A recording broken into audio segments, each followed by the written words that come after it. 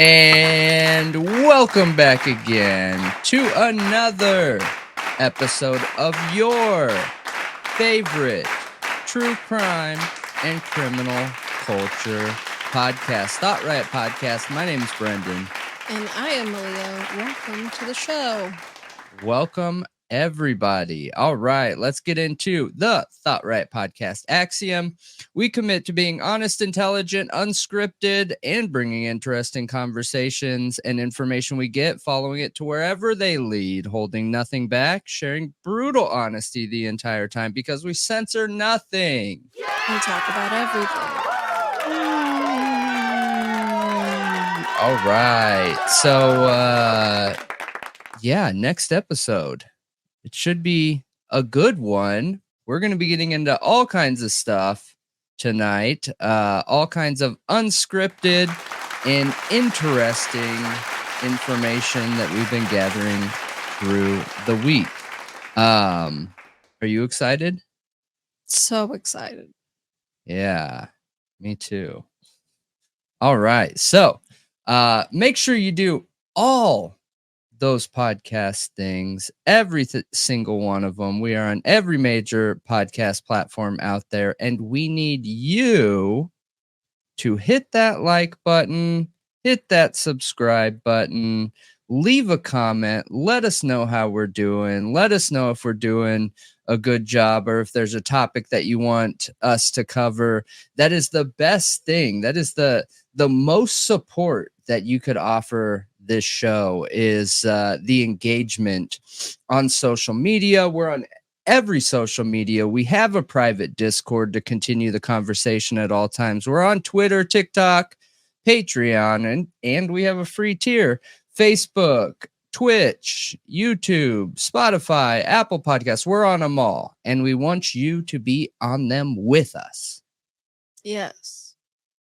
All right. So let's get into the breaking news of the week. Number one, we will go into the most popular case that we're covering right now. It is the Idaho 4 case. Now, for all of you listening, we read through these motions on this video here on the True Crime Talk Show live. So if you want to hear the walkthrough of every one of these, check out that video. I just want to be able to update our podcast viewers because we get the majority of our views from the podcast on the international front. It's literally like 10 times the amount of views what we see on YouTube in the international, like on the podcast platforms and everything.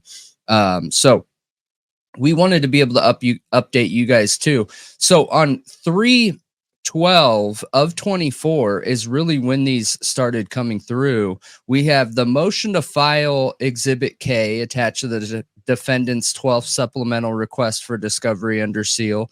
On the 12th, we have the motion to seal Exhibit A attached to the defendant's 4th motion to compel. Again on the 12th, defendant's 4th motion to compel discovery. And again on the 12th, defendant's 12th supplemental request for discovery. On the 13th, we have order to file defendant's Exhibit K attached to the defendant's 12th supplemental request for discovery under seal. And then the newest, on the 13th, we have order sealing Exhibit A attached to the defendant's 4th motion to compel. Now, it's always exciting seeing like updates coming out in this case because we're all sitting behind screens hoping they're going to release information, I feel like. Yeah, and they never do because it's so sealed up. So as you can hear, like there's two really motions to get discovery from the state, but the exhibits detailing exactly what those pieces of discovery are sealed. And from what we counted, there are 14 total pieces of discovery that have been previously requested in supplemental requests for discovery or motions to compel discovery. from January of this year, and I think it was November of last year. 14 total that they still haven't gotten. Yep. Super curious what those are. But what's interesting is in this 12th supplemental request, it states, like you just said, that they've requested them before. So then the bigger question comes to the forefront of, why haven't they got these? At least that's the biggest question for me. It's not what it is, but for me, it's why haven't they got these things? If they know and they can confirm, hey, we're asking for these specific things that you guys have told us that you have, why don't we have them? Yeah, because from November and January. The defense can't know something exists unless there's either proof of it existing, the state has admitted it exists, or there's like enough reason for them to believe because of other pieces of discovery that this should exist, you know? Which meaning most likely that it does, usually. Exactly. I agree. And I think that's a very interesting question, especially with a lot of the questions that the true crime community has been posing online about, you know, why hasn't the prosecution given this over? It's been a whole year. Is the defense dragging their heels? Is the prosecution dragging their heels? Like, there's so many questions, concerns about the discovery and the fact that the defense can't get it, that, you know, it's interesting to see that in the court, it's reflecting basically the same concerns that people are bringing up. Yeah, it feels like the prosecution is playing a game with the discovery. You know, Ann Taylor in the last couple hearings, she was really, really nice and understanding with Bill Thompson, the prosecutor. Like, oh, I know it's not his fault. You know, he's having to request it from all these other jurisdictions and agencies, and there's just so many. And I'm sure he's trying his best. But I feel like, I don't know why I feel like she doesn't really believe that. Because I don't really believe that. I think there's a game going on here with the discovery. Yeah, there's a game going on. And is it justice? Is it fair? Is it okay? Should we accept this game in our judicial system that we owe? I think that's my biggest question there, because, you know, as I'm looking at this, I'm wondering when I'm connecting it to the recent hearing, you heard Ann Taylor say that, hey, we're looking for this video, which she wasn't talking about, but got brought up because Judge thought she was referencing a car when she wasn't. But she says, you know, we don't have this video that we know of the state is leaning their case on as evidence. So a major piece of evidence is being used in this discovery to convict Bryan Kohberger, and that evidence hasn't even been shared. It's not like the defense is like, hey, I need that discovery that talked about, you know, what that one person's aunt's neighbor's friend's favorite food is. Like, this is discovery and evidence that's being used in the case to convict. Yeah. It's just interesting. It's just interesting because it goes against everything that I've heard a lot of people out there that believe Bryan Kohberger's guilty are arguing. Yeah, I mean, the opposite. The argument towards Bryan Kohberger being guilty is that the PCA is very thorough, and it basically shows that there's a ton of evidence against him, and there's going to be more to come to back up what's in the PCA.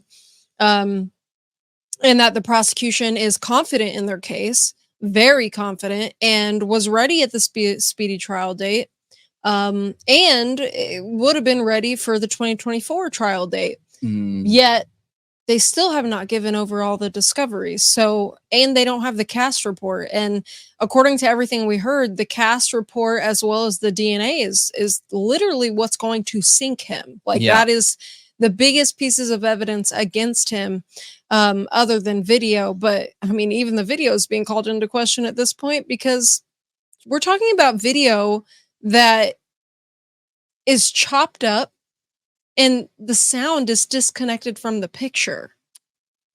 Yeah. That doesn't sound like great evidence. No, it sure doesn't sound like great evidence to me, at least. And so I received a little off topic. I received an email yesterday of somebody who was like, it could totally be a troll. And I get that, but I want to share it because it's interesting. If it's true, it's interesting. But this person was saying, hey, you know, I'm not held to this gag order, but I want to share this information with you. What you guys are seeing happening in the case and in the court is that all these local agencies and the FBI have very solid evidence that Bryan Kohberger was a dangerous person before the crime, and why the prosecution is holding out and doing these things is because they're worried about getting public fault because they could have prevented this from happening, which is an interesting idea. When I read that, I was like, okay. And of course, I'm looking for objective evidence of this because otherwise it's just a story, right? But I was like, none. wow, that's interesting. Is that possible? You know? Yeah, I feel like it could. Okay. So the first time I really started hearing about Bryan Kohberger being on the radar pre-crime was with the recent leaked Steve text. Now I would love to hear in any comments or anything you guys leave, email, whatever, if you heard of it any sooner than that. The leaked text is the first time I heard anybody saying anywhere on the internet that Bryan Kohberger was being monitored in Pennsylvania way before this crime. Yeah. And it's interesting we're getting an email essentially saying that. But it's an interesting theory that he could have been flagged somehow. He could have been seen as dangerous and they were watching him and could have stopped him from committing the crime, but didn't. Yeah. And yeah, that could. And that would be a bad look too. That would be a very bad look on law enforcement. And with the can you imagine what the Gonzalez family would do if they found that out? Remember, the Gonzalezes have a lawsuit open right now. The Gonzalez family would lose their minds. I hear like you. They would literally fight to the death for justice. Like, yep. I don't doubt that for a second. Yep.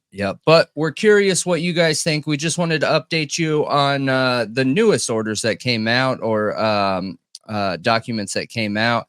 And like I said, if you guys want to hear them being read through, you can find it here. But there's no real juicy information in them. I just want to give you the heads up. There's no real juicy information. They are all documents that we've heard before with other requests for discovery. It's just a continuation of that. Yeah, so we pretty much gave you the rundown. There's 14 exhibits, pieces of discovery. They're only numbers. They're not any information of what they are. And they haven't got them, and they've been asked for previously. Correct. Let us know. So, there are 2 missing cases going on in the Nashville area right now. Missing people. Yes. Yep. Missing persons cases. One is a child and one is a fraternity member, a 22-year-old University of Missouri, also known as Mizzou, student. He was a part of the Delta Chi fraternity. And this is 22-year-old Riley Strain. He was at a bar in downtown Nashville, which I have been down there many, many, many times, and I have always felt so safe. Because there's so many people down there. It's close. The bars are open. I know what you're talking about. I have never felt unsafe in downtown Nashville. I've went drinking there tons of times, and like honestly, it's one of the safest going out drinking places that I've ever been to. Out of big cities like LA, San Francisco, Chicago, like Nashville, it's a great time. It's fun. And you're not scared. You know what I mean? Yeah, I do. So, anyway, there's plenty of camera footage of this guy walking down streets Mm. after he got kicked out of Luke Bryant's bar Friday, March 8th. And I think the last bit of footage, he was on Gay Street between these two bridges, and it's kind of near the river. So they've had a ton of like sonar, helicopters. They're looking for him Man. everywhere. Here's one thing though, like the bar is claiming they only served him one drink. One drink. And in the video footage, he is falling. Like he is walking out of that bar. They kick him out. They serve him one drink, kick him out. He gets separated from all of his fraternity brothers and friends and is walking down the street. He said he was going to go to the hotel and went literally in the opposite direction and is stumbling and falling. Do you know what this sounds like? Smiley face is what it sounds like. And I am so scared his body is about to turn up in that river. Like genuinely afraid he is being held somewhere right now and is about to pop up in that river as soon as people stop looking. Yes. Yes, that's my concern. His family is hysterical right now. I really, really hope that they can find him, but let's not rule out.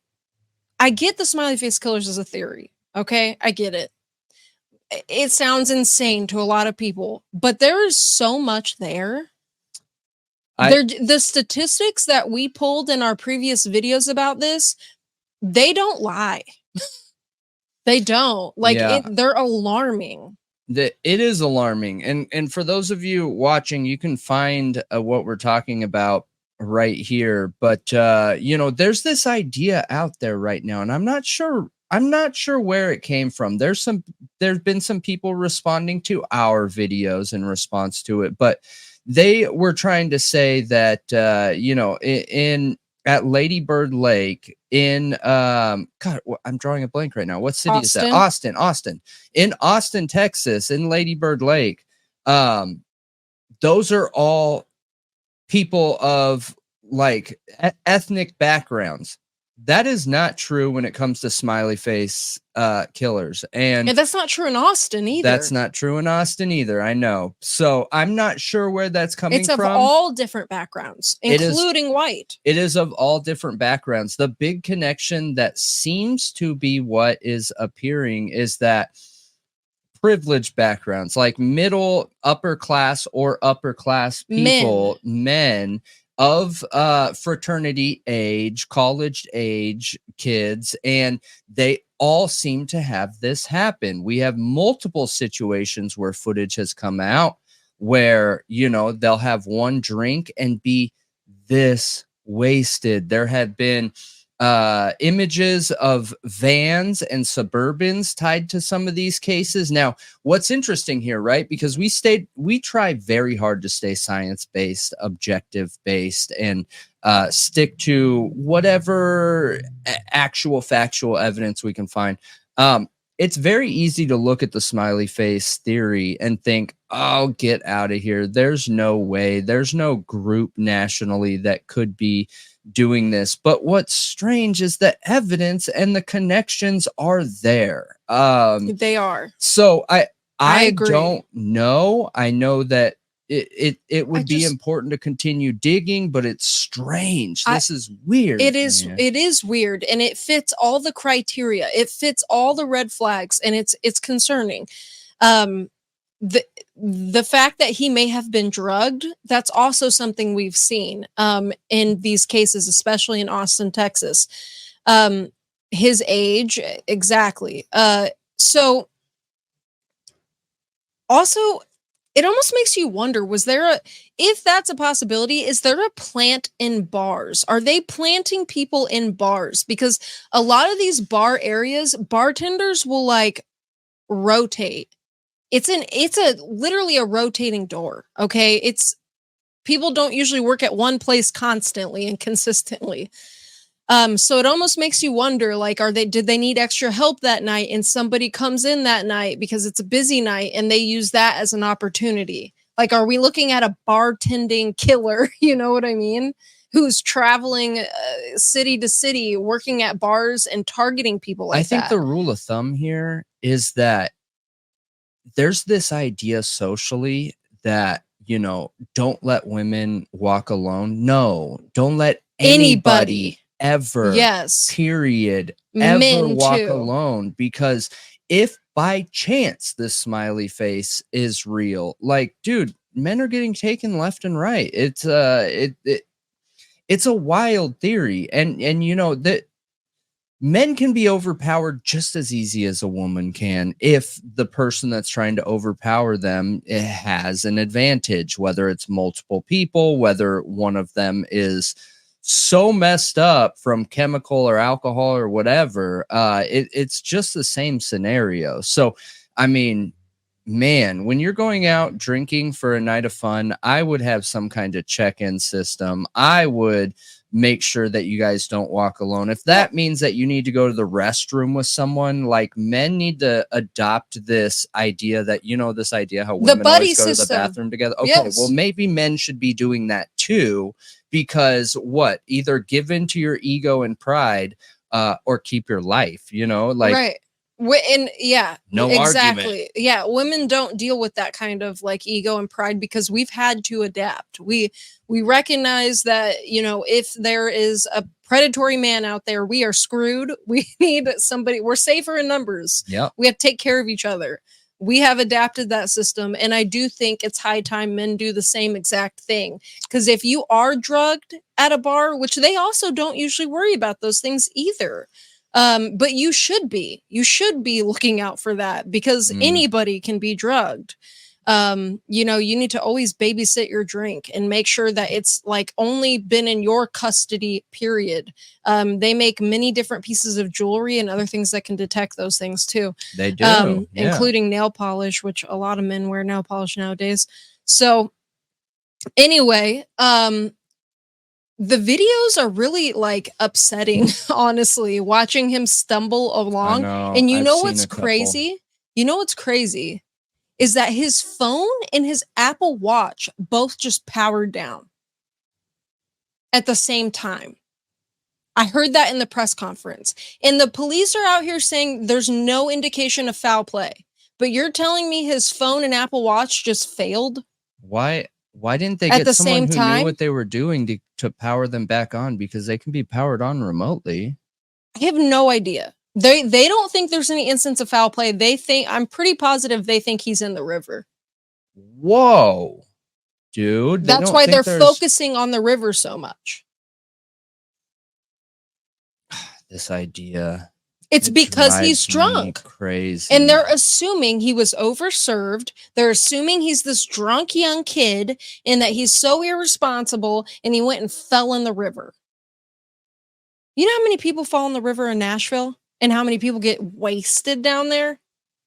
That is so rare. Yeah. Nobody ever falls in that river.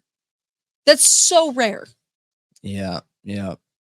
That's not normal. No, I just hope we're wrong. I hope he turns up alive. I hope that there isn't some smiley face killer. I just hope these things. I feel bad for his family. Well, the cops did do something really smart and they reached out to the homeless community that was really nearby, the camps that are around there. So hopefully, you know, they get something out of that. But it sounds like so far they haven't. But anyway, there's a GoFundMe that has raised about $47,000 so far to help his family with hotels and travel because they're down there, literally boots on the ground looking for their son. They're having a really hard time with it. But if anybody has information, which we'll put the missing poster up, and his description, which he is about, I think he's 6'6". Yeah. He's 6'6", which is really, really, really, really tall. Why is it doing this? What? No. Okay. Yeah. So he was, why is it doing this? Why is it not just letting me see the picture? Okay, so he's last seen wearing brown square toe boots, blue jeans, and a black and white button-up shirt. He's 6'6", 165 pounds with blonde hair and brown eyes. Call Metro Nashville Police Department at 615-862-8600. Now, the other little boy, which I'll mention briefly because we've already taken kind of a long time talking about this, is Sebastian Rogers. He's a 15-year-old who disappeared in Sumner County, and he's been missing for quite a while now. He was last seen the night of February 25th, where his family said he apparently just walked out the door with no shoes on. And they don't know why, and they don't know where he went.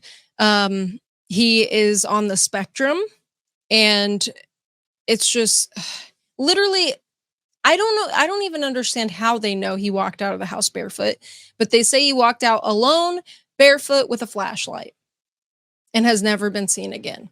There was some video footage like going around where people thought it was him, but the cops now say that has nothing to do with his case. No explanation. They're being super tight-lipped on all the details. But I still think it's important we spread around his information. I feel like there's hope is being lost by law enforcement. I think they're honestly going to be turning this into like a homicide investigation, but I hope I'm wrong. I hope I'm wrong. I really, really do. But if you have any information, which I don't, where's his details? So Sebastian Roberts, Sebastian Wayne Drake Rogers is 15, male, white, brown hair, brown eyes, 5'5", 120 pounds, missing since February 26, 2024. If you have any information, please call 1-800-TBI-FIND. Or 615-451-3838, which is the Sumner County Sheriff's Office. Yes. I really hope he's brought home. It's really sad. Me too. All right. British U.S. former professional kickboxer and controversial influencer Andrew Tate and his brother Tristan Tate have been arrested again. They are currently in a court battle in Romania with charges that they received there. And these charges have to do, there's a whole list of them. The Tates claim that those charges are falling through the cracks. I don't know if that's true. I don't have evidence of it either way. But basically, Romania is saying that there's 4 people connected to this crime, and they are part of a criminal organization. They have forced hundreds of girls to work in front of a camera and were cam girls against their will, using manipulative tactics and threats to keep them there, which opened up this first case. Okay. This has been going on for a while, maybe even over a year. I don't remember when the first time is that we talked about it, but the Tates have been doing their shows and things like that since they've been out of jail. They've been able to be let out of jail. They were held in jail as long as they possibly could within the Romanian law, and went back to normal with online content creation. Now, they have some contacts in the online creator world. All right. One of those contacts and people that they've worked with, talked to, and created content with before is Aiden Ross. Aiden Ross is a pretty big deal when it comes to online content creators. I would say he's maybe like top 5. His following base is massive, and millions and millions of people. And he's worked with Andrew Tate before. Andrew Tate reached out to him, according to Aiden Ross, okay, and said on stream that, hey, Andrew Tate reached out to me. We're going to be making some content together. Essentially what Andrew Tate said was, hey, I want you to come out here. I want to give our fans what they want. I want to give your fans what they want, because I'm not going to be here much longer, and I'm not going to be coming back. That's what Aiden Ross said to his stream, his fans Literally when the he was on world. stream. Yeah. He literally said it to the world on Yes. stream. Yes. Well, that sounds like someone could be leaving mid-case for a non-extradition country. Sounds like Andrew Tate's about to go on the run. That's what it sounds like. It kind of sounds like that, yeah. And so the UK, okay, apparently has pending charges sitting there because a couple women have came forward and said, you know, they had situations happen with Andrew Tate that could authorize and approve additional charges. So when they heard that from Aiden Ross, they arrested him. Yeah, it was the girls' attorneys. They actually did an interview where they said that somebody tipped them off that Aiden said that on stream. So they were like, hey, government, if you're gonna do anything about this, you better hurry up and do it, because look what was just said. Yeah. And it's really funny. I watched that interview, and when the attorneys were talking to the newscaster, the newscaster asked him about Aiden Ross. The attorney was like, well, I am not an Aiden Ross fan, was like so offended that he asked if, like, how do you know this information, you know, trying to make a connection like the attorney could be watching Aiden Ross or whatever. I thought it was really funny. But anyways, so the Tates have more charges. Now, what ended up coming of this, and they already have like 20 something, I think, maybe it's in the 30s by now, with the bulk of these charges now in UK and Romania. Or the UK worked with Romania, and right now, as it stands, Romania is going to finish their case and they will be extradited to the UK. So it is ongoing still. So I don't know if he was planning on leaving, but it just became a lot harder. Yeah, he's going to be caught up in a court battle for the next 10 years. Yeah, the UK has the financial means to go after him, whereas Romania, not so much, not at the same kind of level that the UK has, right? So I think things got more serious, and I think this was a way to force them to stay in Romania. I really do. Yeah. I think that people have been waiting for it. And Aiden Ross came on and apologized, and apparently it's not going to stop anything. Andrew Tate was said to him, it's okay, I understand, you know, still come out and we'll make content. But I thought it was interesting.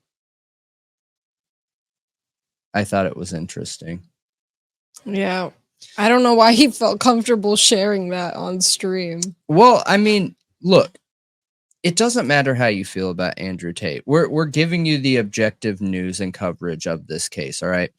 But one thing I can tell you, regardless of Andrew Tate's beliefs, he is not an unintelligent person. He's intelligent. He knows what he's doing, and he has made really good business decisions in his past that have helped him and his brothers slingshot into, you know, what they are today. So when I was looking at this situation, I started thinking, did they do this on purpose to see if anybody else would come forward and issue charges, to see if it's even possible to run? You know what I mean? Oh, like it was this a fishing expedition to see if they could even run and get away with it? You know what I mean? I wondered, but because they have testing the waters. Yeah, I mean, look, these guys have millions and millions and millions of dollars. They are wildly successful, and it has been their success has came mainly from, and this is not my opinion, it is Andrew Tate's opinion of himself, that he is an online and active misogynist, and that is his character, and he says that's what he is. Okay. But he has made a ton of money with that character. And with that money, you can support very intelligent lawyers. So was this a fishing expedition? I don't know. I have no idea. I'm curious what you guys think about it, though. Yep, for sure. So, have you heard anything about the Boeing whistleblower?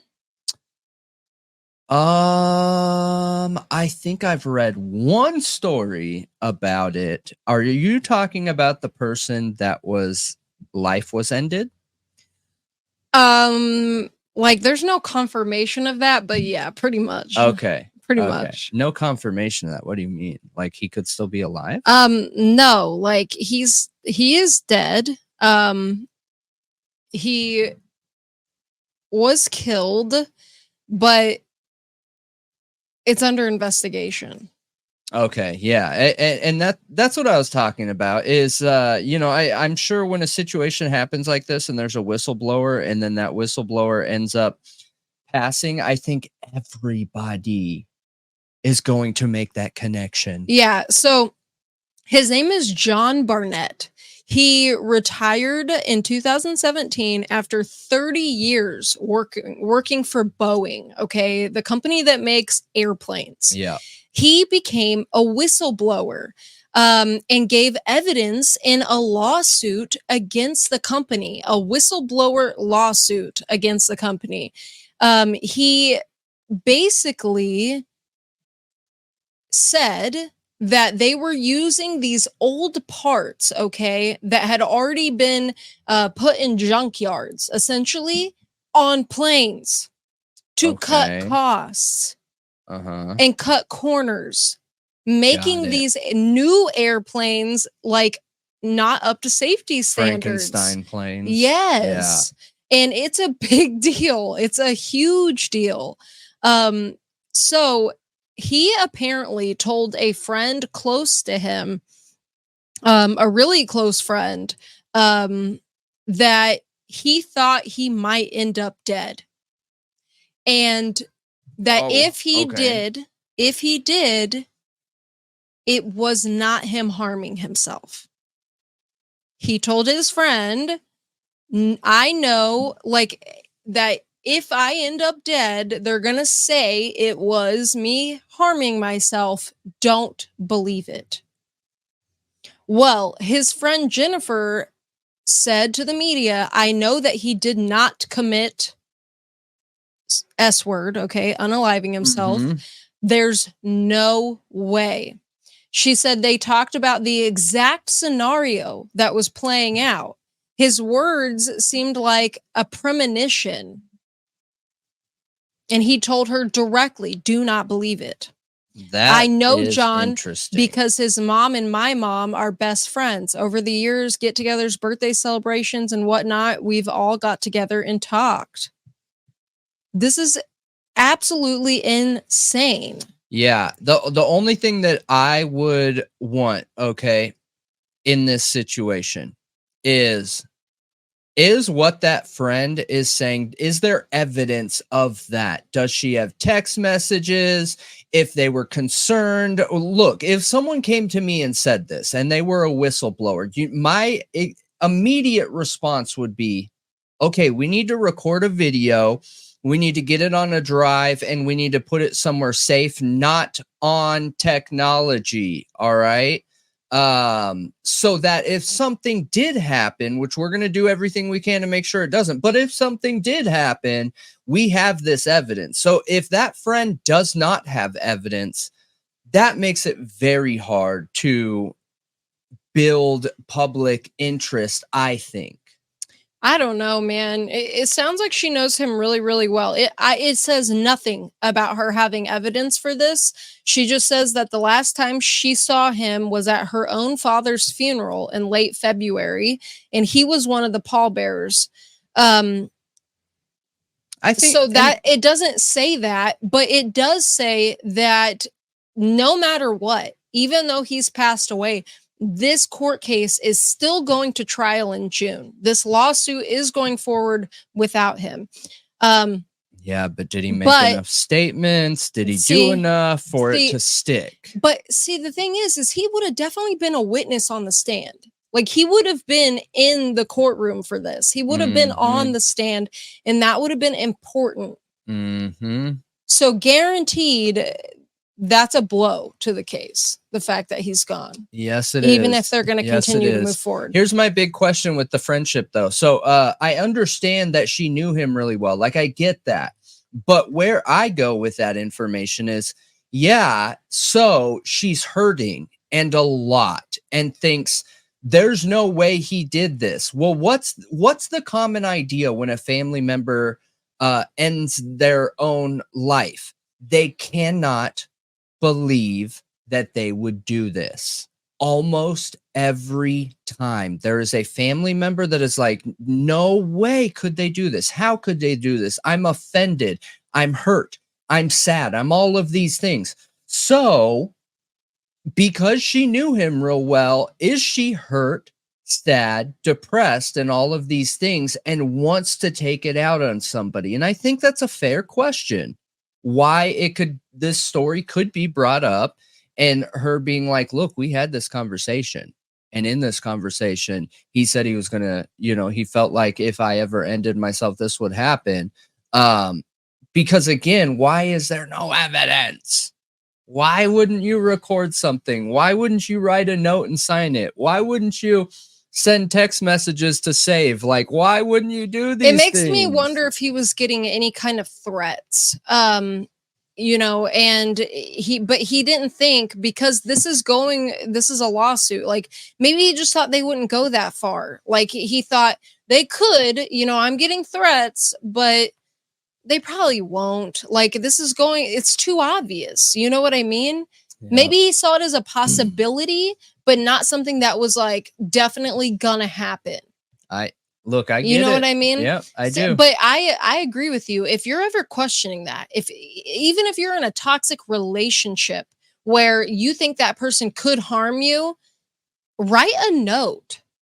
Record if you think it's a possibility. Reach out to people, not person, not one, not singular, multiple people. Because in my opinion, what he should have done is, if he had any inclination of this situation happening, why didn't he reach out to his attorneys, who is going after? He's a 62-year-old man, though. He has enough of a brain to help file a lawsuit and be a whistleblower. So, I'm sure he has enough of a brain to, to save himself. So he should have reached out to an attorney and been like, hey, I feel like this is going on. I might need some help. Can you get me set up in a hotel? Can you do this? Can you do that? You know what I mean?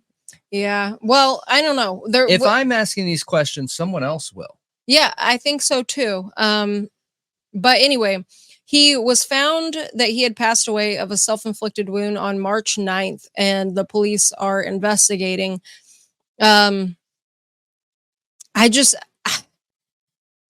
don't know. I find it really convenient that this trial's coming and he's passed away. Yep. And that one of his, really close family friends is saying there's no way he would have done it, and that he told me he wouldn't have done it. But here's one thing that he exposed.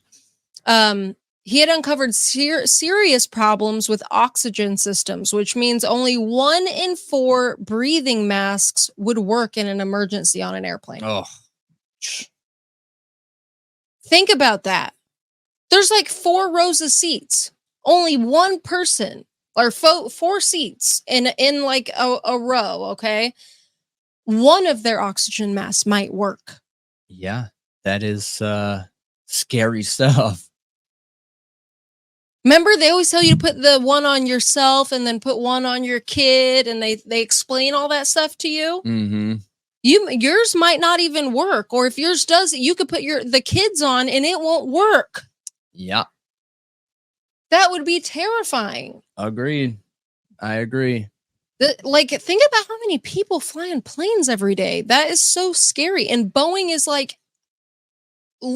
basically they basically have a monopoly on building airplanes.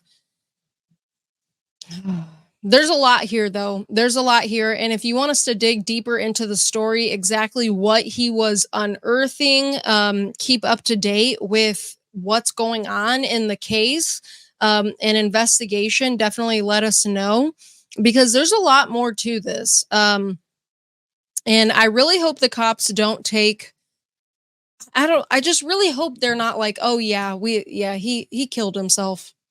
Mm, I hope they really truly investigate it. yeah. And question that fact. But when it comes to a big corporation like Boeing, I'm not exactly counting on it. I got to be honest. Yeah. I get that. I understand having those questions. There's just a big difference between asking the questions and like believing that True. without understanding the other side of the coin, and you know what I mean, staying objective. So yeah, no, I'm curious what you guys think about it though, for sure. Yeah. All right, you guys, that is it for the breaking news updates, not updates, but breaking news stories by Thought Riot Podcast of the week. All right, you guys, all of you, for my stories at least, this week I was just going to cover a single Idaho 4 case, but I happened to come upon something very interesting. So I changed it around. I'm doing 2 of them again like I did last week, which I normally don't do 2 weeks in a row. But we'll do like an Idaho 4 sandwich where I do a case and then a different case and then the second Idaho 4 case. But anyway, so crazy video here. Okay, at least I think it is, because it supports some of the major questions that we've had the whole time when it comes to this. So we're going to watch that, and then we are going to talk through what it means and everything in between, in my opinion, because, what it's in reference to is the car, Bryan Kohberger's car. One of the very first pictures I ever saw when I was looking into this case was the car of the gas station. Okay, yeah. The one that said, Sure. like, half the people who watch us say it's fake. If you zoom in, you can see that it's been altered and adulterated and everything else. Then you have the other half of people that are like, duh, it makes perfect sense. Let me show you exactly where he drove and exactly why he would be right in that area right at that time. You know what I mean? Media believes that it's definitely real. Yeah, absolutely. Well, let's watch this and then we will go from there, okay? News Nation getting more reports about the murders of 4 Idaho college students. A former medical examiner believes the toxicology reports in this case could help solve this murder. This coming after the coroner assigned to the case called the tests irrelevant to the horrific killings. A police officer's body cam also picked up a loud sound that could have been a scream around the time of the murders. Also, a convicted killer on death row believes the killer was waiting inside of the house before the savage stabbing spree. We want to bring in now former FBI agent Tracy Walder for her insight into these reports. Tracy, thank you so much for being back. Thank you for having me, Natasha. And first, what do you make of the San Quentin death row inmate giving an interview saying that he believes the killer was already waiting inside of the house? Does this theory have any merit? I don't want to say that it doesn't necessarily, because the reality is we still have no answers and we still have no suspects. And so what I do think is interesting, and what I do think lends a lot of credibility and interest to this perspective, is the fact that he is a criminal and he is inside the mind of a criminal. A lot of times, we rely on profilers and things of that nature who are not necessarily, of deviant mind and involved in these kinds of activities. And so I do think that his theory has merit, but obviously I certainly cannot say if it's fully credible or not. Now, I do think it could possibly explain how the person perhaps knew the house so well if they hadn't been to the house before.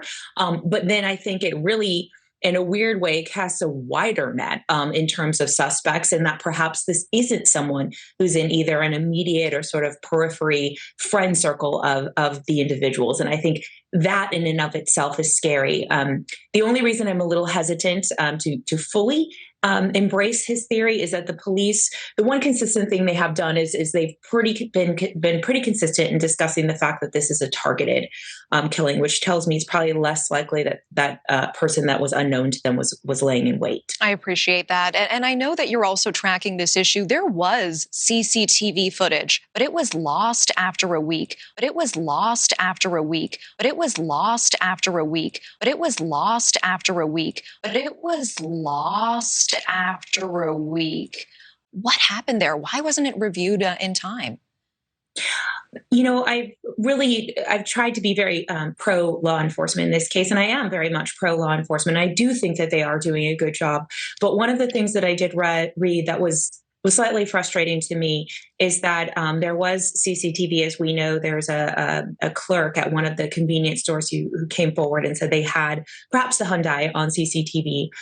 However, that CCTV was recorded over after a week. It was recorded over after a week. It was recorded over after a week, and that the footage was asked for about 3 to 4 weeks later. And that the footage was asked for about 3 to 4 weeks later. And that the footage was asked for about 3 to 4 weeks later. I'm very surprised because what I think law enforcement probably would have and should have done at that case was asked for footage of really anything along the transportation route of where those houses are. And then they can go back and sort of go through it. But they should have asked that all of it be preserved initially, even if they didn't have time to go through all of it. And we understand that law enforcement is completely overwhelmed by the sheer volume of evidence and footage and photos that they are going through. Does this perhaps indicate, though, that some things may be falling through the cracks?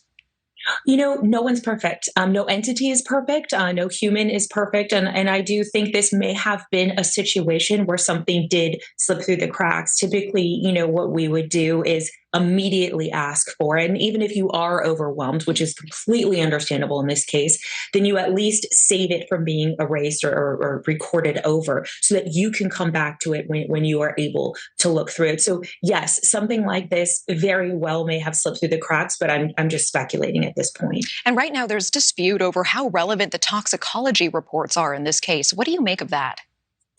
Yes, I thought that was really interesting too, and I'm surprised that there's a dispute about it because, in my opinion, we don't have a suspect, right, in terms of what we know, and so I'm very surprised that they are perhaps deemed by some to be irrelevant because they really might go towards helping towards a motive, helping towards the state of mind of the victims. If the victims were incredibly intoxicated when this was happening, it might really go to show and completely rule out the other roommates and that maybe screams weren't happening, people weren't fighting back.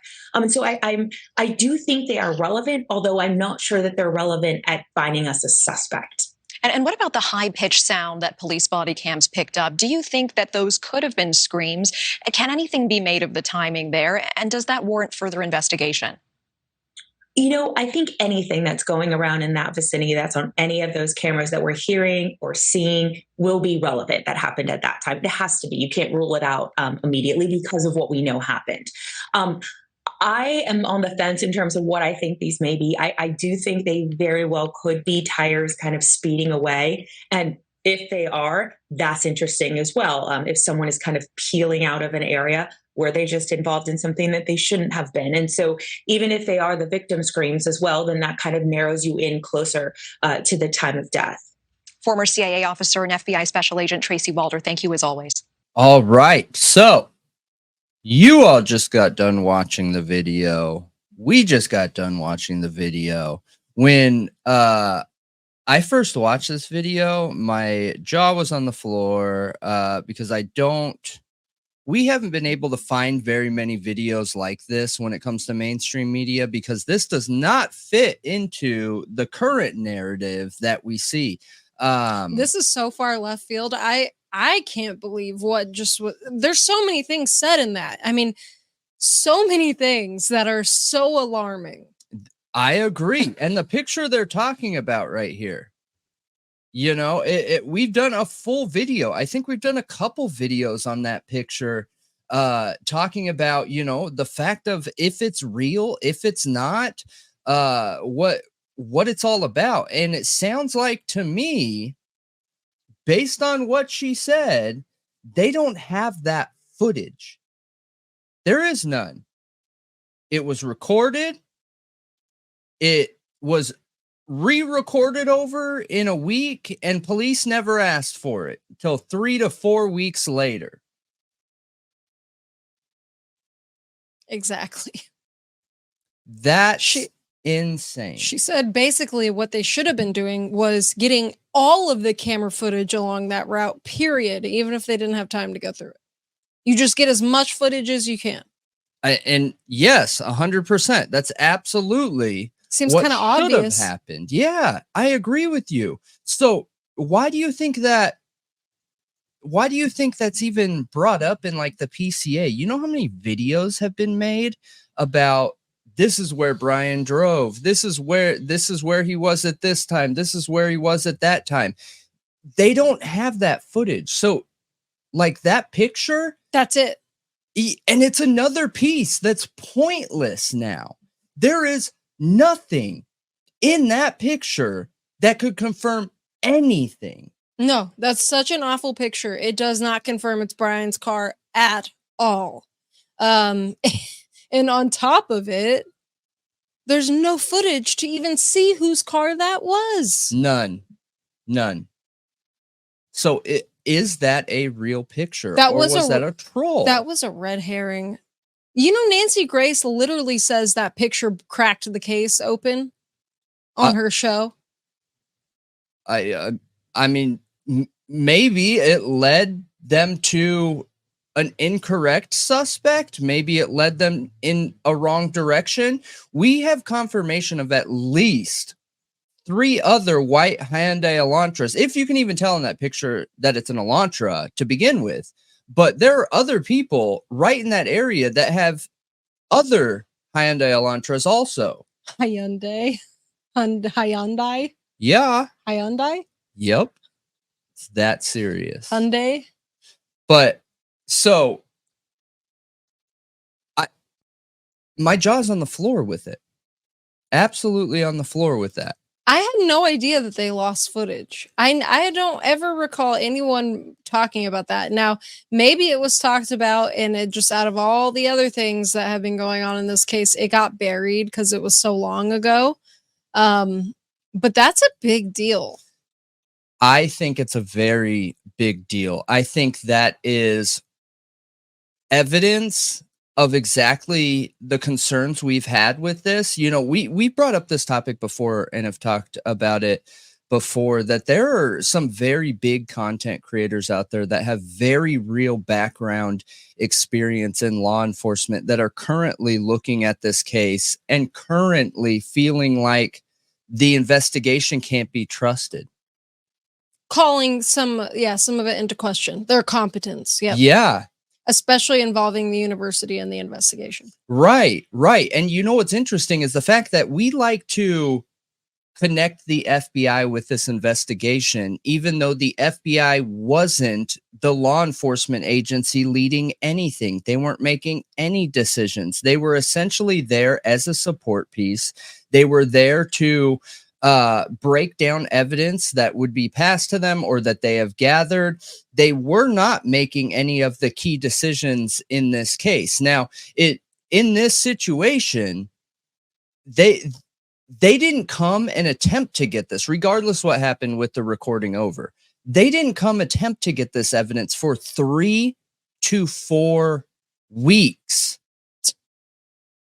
3 to 4 weeks, a month. We'll just call it what it is. They didn't come attempt to get visual evidence, video evidence for a month.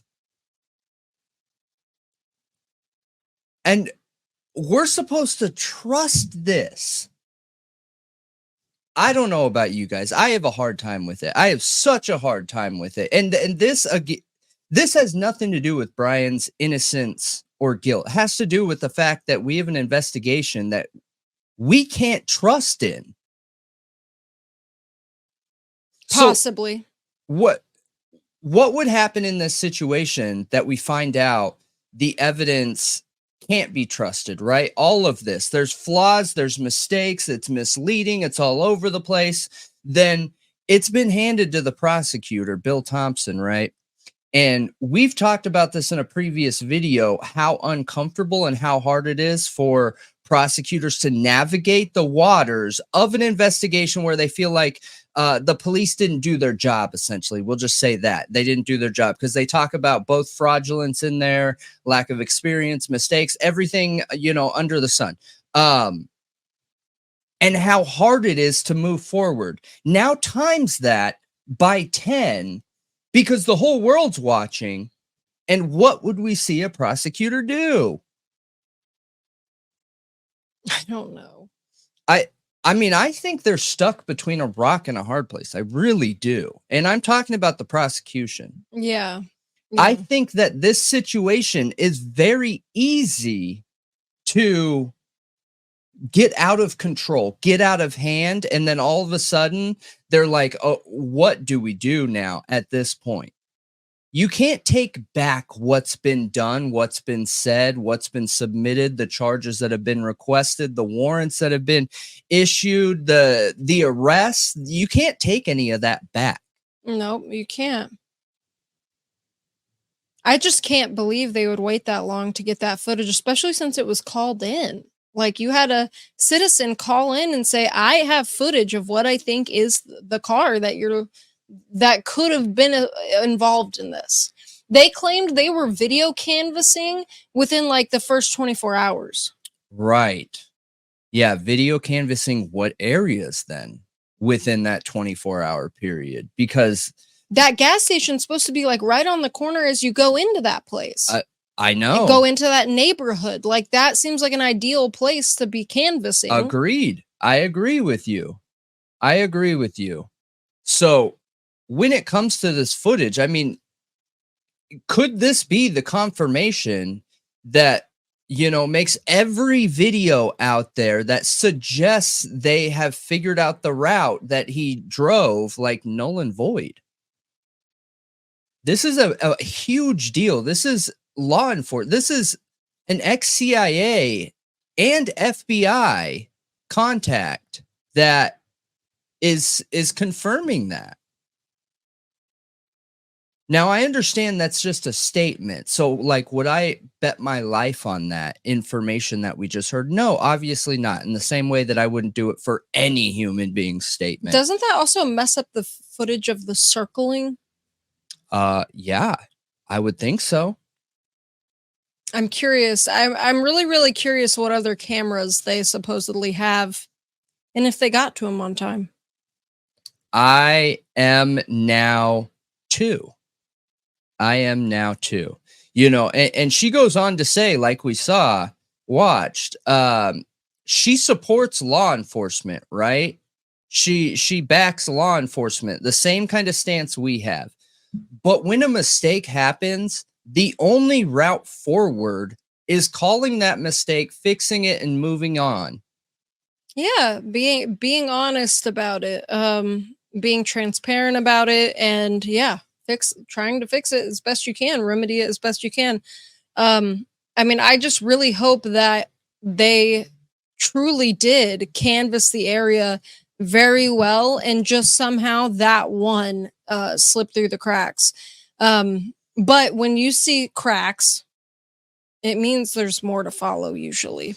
And another thing that really struck me in that video was her saying there were supposedly screams on body camera. The Banfield. Yep.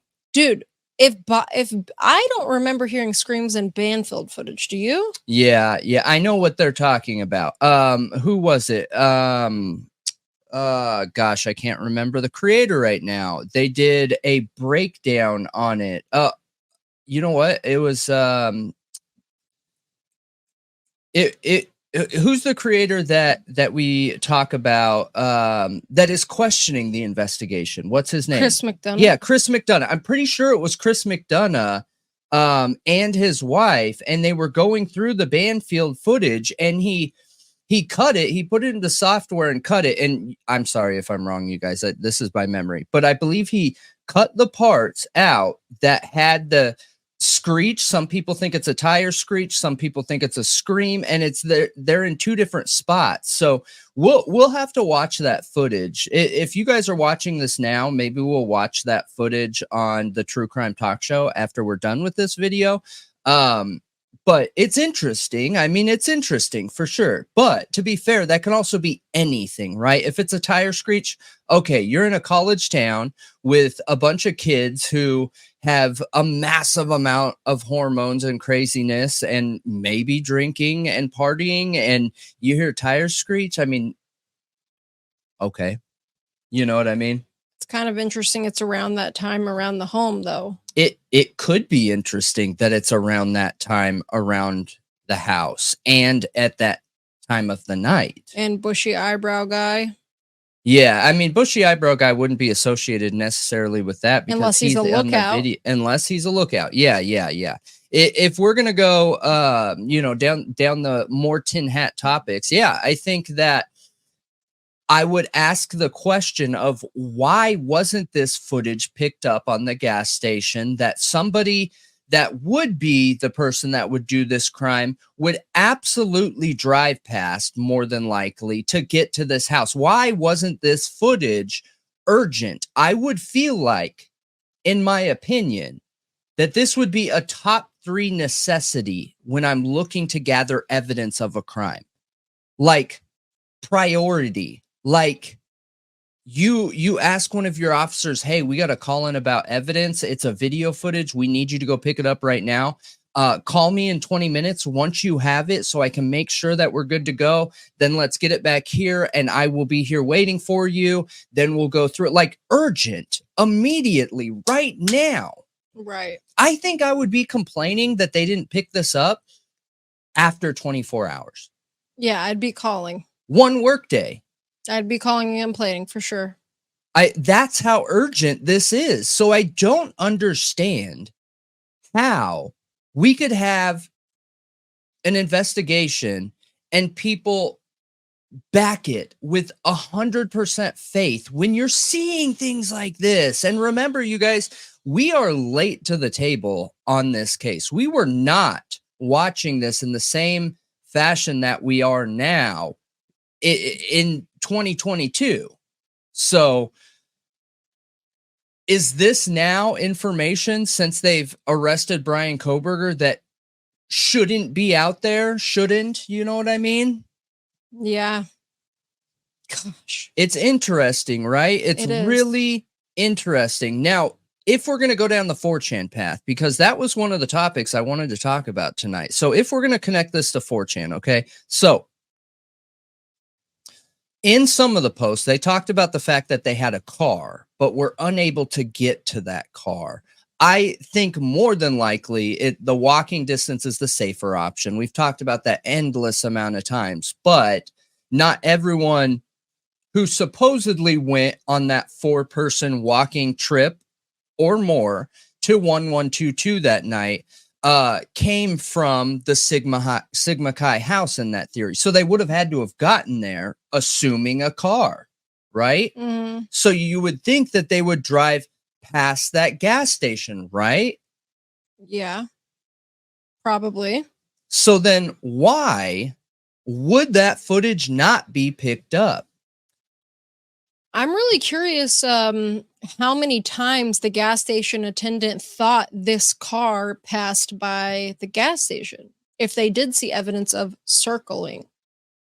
And that's what caught their attention. Or like what caught their attention about this one car to make them identify it and think that it had significance in the case and take a picture of that car. Because 3 to 4 weeks later, they called, what, a week in? Okay, I see where you're going so now. it wasn't announced yet that they were looking for a Hyundai Elantra. I got you. So why is this important? Why would that clerk look at this footage and be like, oh, this right here, to take that picture? Because that photo is a picture of a screen. So someone's taking their phone, taking a picture of a screen. How did that clerk know to take a picture of the white Elantra on the screen? Interesting. And just go figure, that footage is lost. So what if this is a picture that broke the case open? Go figure, the picture's a lot, or the actual video of it's lost. And it's, I mean, that's, I guess I'm going really tin hat, but I'm just thinking, is it a setup? Like, how convenient. The footage is gone and it's the most horrific, fake looking picture. Like, it's such a weird picture. And they come out and announce, we're looking for a Hyundai Elantra. Yeah. And that's the only picture the public got. And you just said that Nancy Grace was saying that that's the picture that broke the case. She is saying that. To this day, she says that. That's really interesting. That is really interesting. So, could this picture be step one in the investigation connecting Bryan Kohberger? Were they at a point? Was the investigation at a point where do you remember seeing how many articles and statements and everything that was coming out like 3 weeks after the crime happened, how hard the media and the public was on the cops, like literally calling them out. What are you guys doing? What is going on here? Can you even be trusted? Should we be doing our own investigation? Could this footage and or photo be where the cops decided, like, hey, we need to find this person. We need an arrest. So I think, yeah, in the beginning of this case, literally the first month, the families were freaking out. Okay. The Gonzalez family were so mad. They didn't have any confidence in the police. They hired a PI. The media was going pretty hard. The questions they would ask in the press conferences, you could tell none of them had faith in what was going on. They came out and said it was a targeted attack. Oh, never mind, it's not. The public's not, in danger. Never mind. We can't really say that. They just kept making these statements and then walking them back. Danger, but we're not going to say you're not. Yeah, it was weird. I agree. All of it was weird, and they weren't getting anywhere. There's been weirdness, like all the victims' cars towed out of there and then sit in a parking lot that's not guarded, not fenced. Anybody can walk up to them and get into them. Like, so many, like, just not, it didn't look professional. Like the way they moved the victim's stuff out, agreed. All of it. None of it seemed professional. None of it seemed like they knew what they were doing. And then when the PCA came out, all of a sudden the media narrative just switched. And everybody is sitting here. The true crime community is like, wait a minute. All of a sudden you have faith in the investigation, and all of a sudden you're just believing the cops? Yeah, and remember, because it's a good PCA. Literally every media personality, came out and was like, this PCA is so juicy. It's got so much information. They really did a great job.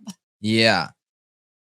And it's super important to remember weird. that we've made this comment now a couple times over the last couple weeks. Like, look, it's important to remember this. I am not putting anybody down. Okay. Nobody, not Nancy Grace, Coffin Daffer, Banfield, any of them. I'm not putting them down. Okay. But one of their techniques to get information, to have the trust of law enforcement, is to always back them. The arrest happened, right? So whatever is going to come out in mainstream media post arrest, nothing's going to change that. They could literally run with any story. It doesn't matter. And it's not going to change the fact they have an arrest, they have a suspect. But what could change that is if you're coming out and openly putting down the police, you are openly talking trash about the investigation and the job they're doing. Do you expect those law enforcement officers to offer up information, to be on your good side, to allow you to be present, to, let you stand on the court sidewalk and record your newscast? Like, there's benefit there to have these cops on your side. Yes, there absolutely is. And I think that is very important to remember. And I think that is the exact reason there is so much interest in YouTube content creators around this. You know, we just had Cyber Sleuths come out not that long ago. It's a thriving industry on YouTube, full-blown industry on YouTube and other social media platforms. And I think that could partially be why. Yeah. It doesn't make sense. People see these things. They see mainstream media on, you know, this day be like, what the heck's going on with the cops? What, we can't trust in the cops. That who knows if anyone's safe here? What's this going to do to the college numbers? What's this doing to the families? Shame on you, police officers. And then the very next day, they're like, yes, those cop, man, they were geniuses. Let me tell you, we thought they were crazy, but they're actually geniuses and knew the perfect step every single time. All hail the police. You know what I mean? And people see that. Come on. Yeah, they absolutely do see it. I think that the glaring issues we saw throughout the investigation are very real. And I don't think coming out with, I think that's why the PCA, they wanted to get it out so badly. They weren't hiding this PCA. It was something they could not wait to release to the public. Right. Because it was, I'm assuming that's what they were counting on. Is it literally shifting that media narrative to them all being the heroes? And if this all turns out in the best case scenario, then they will be.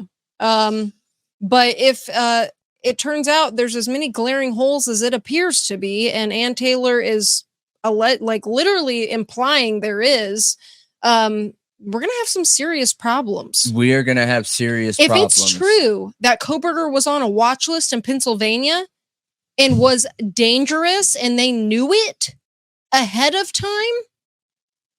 So this is something, major problem. This is something we talked about during one of the breaking news story. I'll give you guys the update. Somebody reached out via email and said, hey, I want to let you know I'm not under the gag order or anything like that. I'm still pending additional responses, things like that. But they're saying that local law enforcement, the college was even alerted, WSU, that Bryan Kohberger was being watched because of certain things being posted, certain things being done online, like they were aware of him and they could have prevented this crime. And that's really what this secret, the gag order, the hiding things, that's what it's all about. And they're worried about that. Now, wouldn't that be interesting? Well, and for that footage, right? And that's said in the Steve G, you know, Bratton. Well, not in that detail. No, he just says that they were watching him. They were watching him in Pennsylvania. Yes. I kind of took that text message though as watching him in PA from the time he got there with his parents. No, that's it. Actually, no, that's not what it says. It says before the crime. Okay, I need to go back and double check. I know that for a fact. I'm not doubting you. I just want to see the conversation that was before, because obviously I don't have all these text messages memorized or anything like that. But if that could be the real outcome in this situation, that makes sense too. And again, it's going to look bad on the cops. There is no way out of this, in my opinion, based on the mistakes that we've seen in this PCA. That law enforcement isn't going to be bruised, in my opinion. That's just my opinion. Yeah, there's major flaws in the PCA, and I'm not sure why so many people uphold it like it's a great piece of work, but it's not. It's really, really not. There's things in it that don't add up. There's things in it that make no sense. There's things in it that we have looked at time and time again. They obfuscate like the DNA. Like I heard somebody literally praising it because of the DNA on a past video that I rewatched today. And I'm thinking it literally has one sentence about the DNA. It's a single sentence. That is not rich in information. It doesn't mention the IgG. It doesn't mention even really the type of DNA or how they got it or who got it. It doesn't mention Othram. Like there's so many things in there missing about the DNA. Everything. It's just like, yeah, we found it on the sheath. Yeah, I know. everything's missing. Everything's missing when it comes to all the evidence. So when we're looking at the PCA, like when I read the PCA, do I feel like that's a good enough PCA to get an arrest? I mean, maybe when you're looking at it from a good faith perspective. And I think that's one thing that a lot of people need to understand, that like there is good faith and there is bad faith in our judicial system. When a judge is being approached to sign this warrant of arrest, they take the evidence at face value and good faith accept that they are submitting truth in most cases, which I get is I think that's fine. There's nothing wrong with that, right? A law enforcement officer was put in their position and entrusted to be good faith until proven not to be. So like, I get that. I understand all of that. But when you actually dig into the PCA, there are glaring holes. And it's interesting. Again, this is a law enforcement officer in that video, CIA agent. So in my assessment of law enforcement, there's like local law enforcement here and like FBI, CIA up here because of the amount of training they go through. I've heard in order to be in the CIA, the training program is like 9 months. I need to triple check that. I think the training varies from position to position, but I think the base level training is like 9 months or something crazy like that. Yeah. Yeah. So,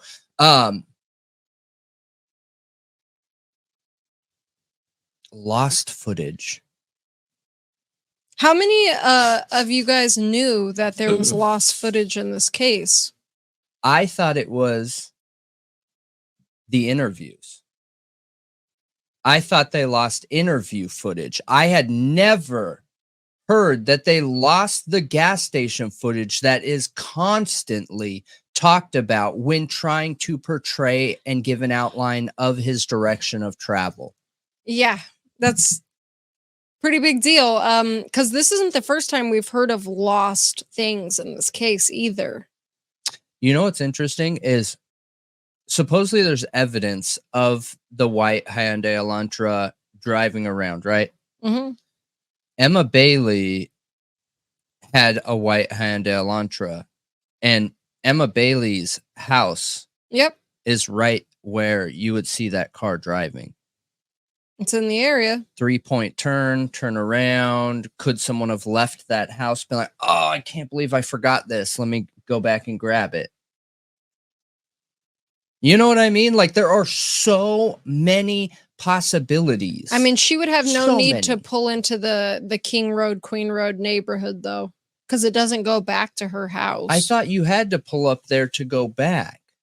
She has no reason to pull into that neighborhood. Then she would have to be, I mean, it could still be caught on camera in the places they say Bryan was though. Like Walenta Drive and all those places.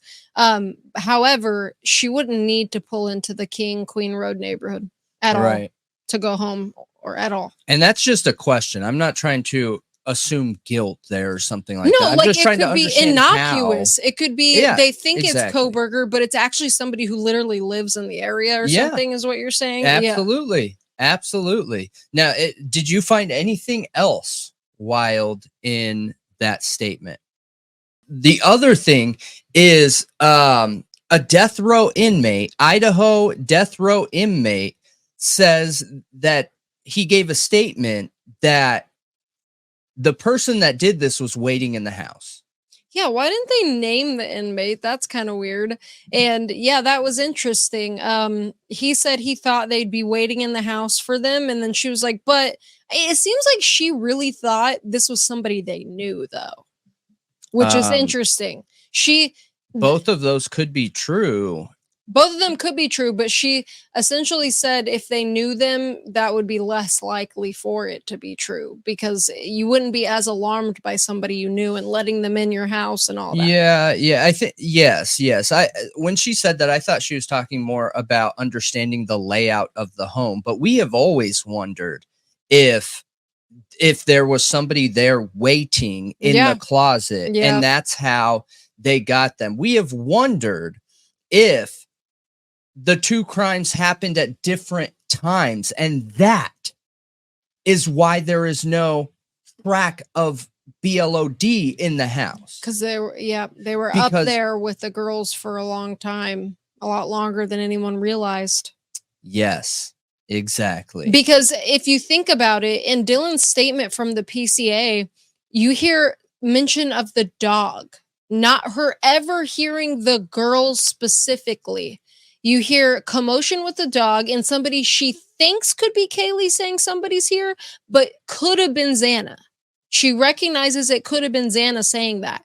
So what if this person was lying in wait upstairs, was up there, harmed the girls, put the dog in the room or whatever happened with the dog. And then Xana hears somebody upstairs and is like, oh my gosh, Ethan, somebody's here. And then that happens to them. And that's why we don't see it, because they already cleaned themselves up there. Who knows what else they did up there? Yeah. But one other interesting thing is they didn't forensically test the dog. I know. I think we shared that, or did I share we that with you? We haven't talked about that. Okay. Yeah. So, because that's a really big deal. Anything else from what we learned today that you think we need to know? Yeah, what you said about the dog is interesting. A lot of people have been interested in this Golden Doodle Murphy. Is it possible that he was in the room, that he had evidence on him because he immediately went to the Humane Society? People were concerned that he might not have been tested because he immediately went to the Humane Society. People were concerned that he might not have been tested because he immediately went to the Humane Society. People were concerned that he might not have been tested. Now we learned today that he was not in the crimes, in the part of the house where the crimes were committed. Part of the house where the crimes were committed. Part of the house where the crimes were committed, according to the police. It's a very big deal. And I mean, we can talk about that in here. I mean, essentially, we're talking about the possibility of police not doing the right thing, and we're questioning that, and we're giving evidence with that. So number one, lost footage. Number two, and I think I can clip that in here too. But it is stated by Brian Enton in person that this dog was gathered right away and sent to a shelter right away. Meaning he was never forensically tested. Never. How could they do that? This dog was shut in the bedroom. How do you know the killer didn't do that? How do you know the killer didn't pet the dog?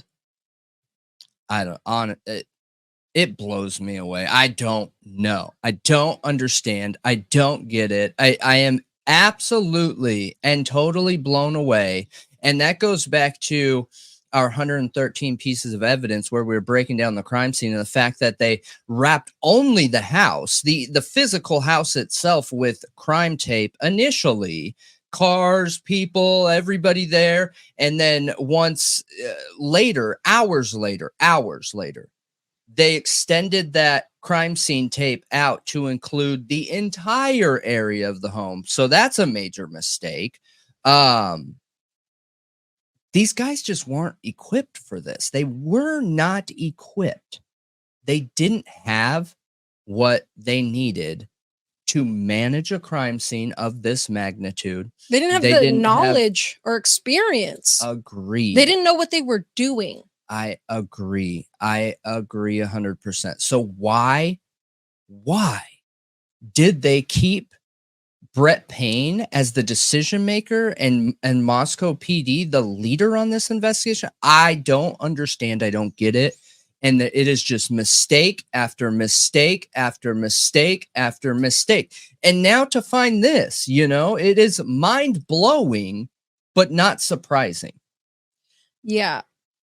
So that's footage. That's what else was the other issue? What? With the interview. So it is the losing the footage.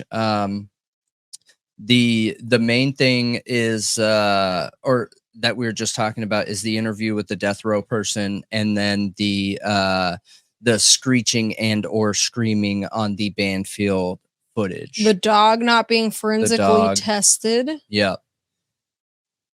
Like, I feel like we could compile a really strong list of reasons to question the investigation. Like off the top of my head right now, lost footage, dog not forensically tested. They taped off the crime scene only around the home, not the property or the whole block. Them touching a jacket that was laying on the side of the street of the sidewalk and then threw it back down like it was trash.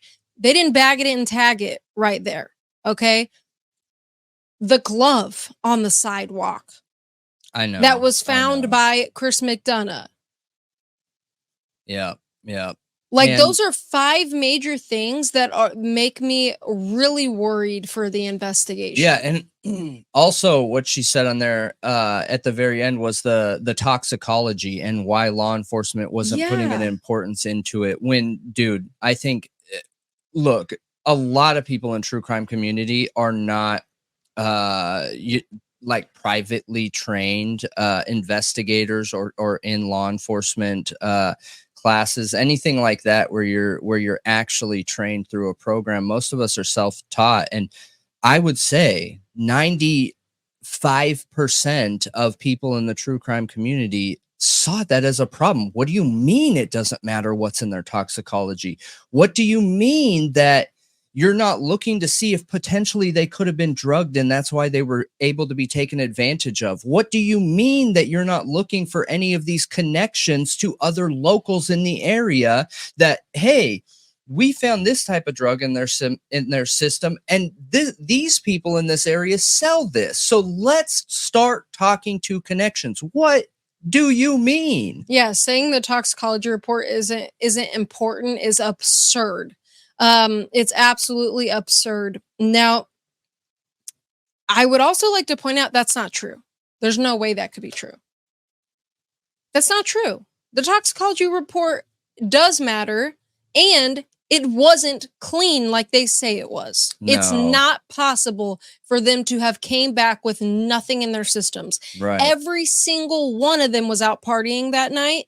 Every single one of them smokes pot. Every single one of them drinks alcohol, and God knows what else. They all smoke pot though, because I didn't. I know there are statements that there's statements from family members saying that they all smoked pot. No, I get that. I hear you. I just want to remain objective, that we don't have any evidence that we can say in concrete 100% they all smoke pot. But there's very clear evidence about the alcohol. Okay, there's very clear objective evidence that they all drink alcohol, and there's very clear evidence from Kaylee's family that she actively smoked pot, and Xana. Now, Ethan, not 100% sure. Maddie, not 100% sure, but it's pretty likely. And there's many videos that have been posted around the internet that show actually the Sigma Chi fraternity. I think it's actually Jen on Twitter. She's a viewer of our channel that posted videos of them having like huge bags of mushrooms and weed and all kinds of other stuff. So not surprising. Not surprising because this is a way of life in college and especially fraternities. Agreed. Yep. Especially a social fraternity like Sigma Chi. It's not an academic fraternity. It is a social one that is for partying. Yeah. And I think we pretty much covered it. This was a completely unplanned topic, but I personally, like I was telling you guys, my jaw was on the floor when I watched Dude, I can't believe that. I had no idea they lost that footage. I've been thinking this whole time that they had it. I agreed. And I was so curious what it looked like because that picture was so weird. And that's why we're talking about it right now, because I think it's that important, because it doesn't make sense. Things aren't adding up. If there's anything in specific you want us to dig more into, like I'm really curious about these screams now. I want to go watch the breakdown of it and the dog. Definitely let us know, because I don't even know what to think about this at this point. Me neither. But I want to know what your questions are, you guys. I want to know how you feel about it. I want to know what some other evidence is out there of there being major question marks with the investigation, because I feel like you can close your eyes and throw a dart or something, and you're gonna hit where a mistake. You're gonna hit a crack. Yeah, every time. But let me know what you think, and let those thoughts riot. I want to talk about the animal mutilations that happened in Moscow, Idaho, or Moscow, Idaho adjacent before this crime. It's been mentioned many, many times involving this case. And when it's mentioned, people either think it's really, really strange and could be connected, or people think you're a conspiracy nut. Essentially. I know, because it is weird. It is strange, and it does feel conspiratorial. It does. Absolutely. It does. So I want to try to be objective about it. I am not in any way trying to connect this to Brent Kopacka. I know that it has been connected to him in a lot of instances. And, we've had some recent people point out recently that it was pretty much debunked that the caller from Buddy specifically, which is a little dog who unfortunately lost its life a month before the Idaho 4 crime in a really awful way. That the tie is not Buddy's. Yeah, the tie on Brent Kopacka's machete that he left at his friend's house, who tied a little thing on it, is not Buddy's. And it's actually this. It's from a Nerf toy, and that the collar on Buddy at the time of his passing was actually black, and the owners still have it. And that's important. So not connecting this to Kopacka at all, but I do think it's really, really hard to completely separate this instance from the crimes. And I don't understand how the police ruled this out as connected. I truly do not, especially going back watching an interview that JLR did with the woman owner of the husband and wife couple that lost their dog. So I want to play a few clips here. The sheriff's deputies came up, and he said, I just don't know. He said, this doesn't look like it was an animal that attacked it. So he called his supervisor. Supervisor came. Supervisor said, this wasn't done by an animal. Your dog's been skinned with a knife. And what they did, they cut right around here. They skinned down. They left his little legs. They left his face. And so he was skinned like you would a deer. The next day, a friend of ours is he's a sheriff's deputy, and he came up and he talked to us, and he said, we really take this seriously, this kind of thing, very seriously. Absolutely. And he says, we're getting the police, the city police involved, and, they're going to be watching and seeing what they can find. But that was about it. They really never came in to the one sheriff's deputy who did go down and looked at the crime scene, because there was a crime scene down there, and it was in the field, and 6 feet away was Buddy's collar, but the pelt was never found. The people next door, they have 4 dogs and chickens and goats, and she said that I don't know, Jimmy let Bud out around 2:30. She said around 3 o'clock, her 4 dogs were all barking, and they just wanted out of the house. They wanted out. And so she opened the door, and they tore out and bark, bark, bark. And then the neighbor on this side, he's got a huge Great Pyrenees, whatever you call them anyway, big dog, sweet Max. And when they got up in the morning, Max's bed was torn to shreds.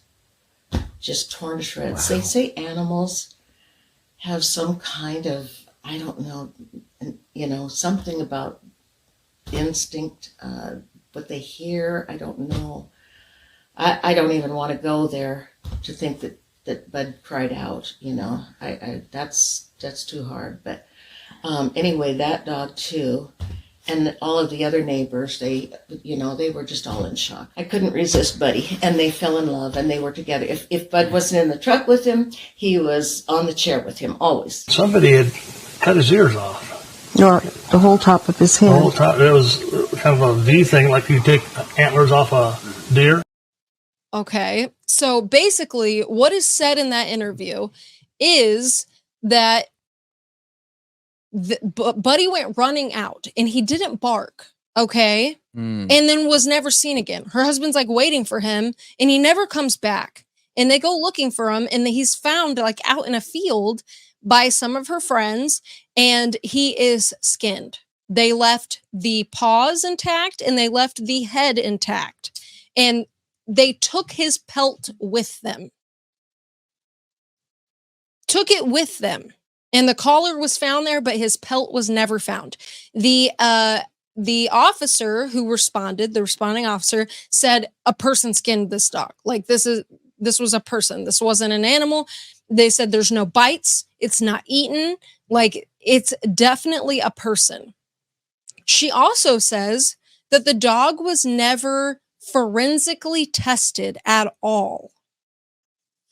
Like they never did anything to forensically test to see who did this. Which is, in my opinion, kind of wild and has nothing to do with this case. But the fact that we know that people that harm animals usually evolve into harming people. So if I was a police officer, I would have checked that out as a preventative measure. I 100% agree with you.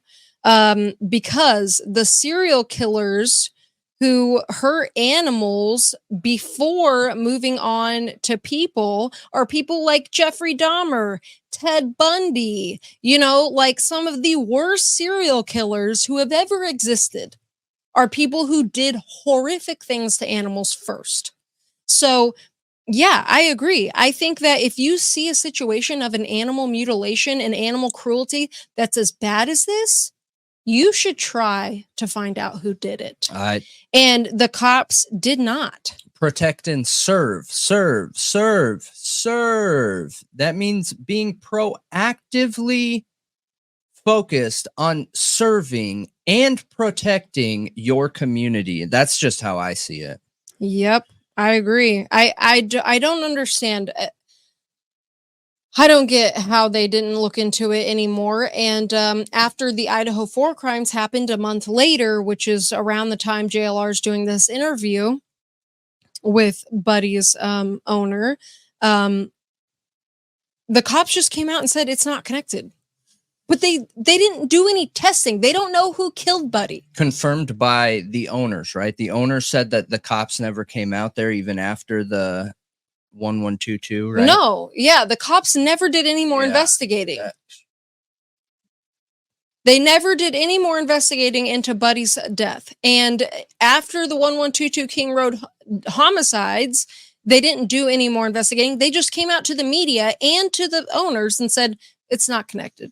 Yeah, and just to be clear, to like put even more emphasis on what you were saying, so it's almost every serial killer, not just those two. Like I know Michael Bruce Ross, Dennis Rader, Ed Kemper, Peyton Gendron, Albert DeSalvo, Jeffrey Dahmer, Nicholas Cruz, Ted Bundy, Berkowitz, literally almost every notorious serial killer. Yeah, almost everyone. Like that's how important the animal harm and cruelty is in these situations. I don't understand it. And that's not even just like a wild animal. It was a dog, a small dog that was taken care of and groomed, had a collar. The person that harmed this dog knew very well that they were robbing an owner of a relationship. They knew that. If that doesn't scream serial killer, like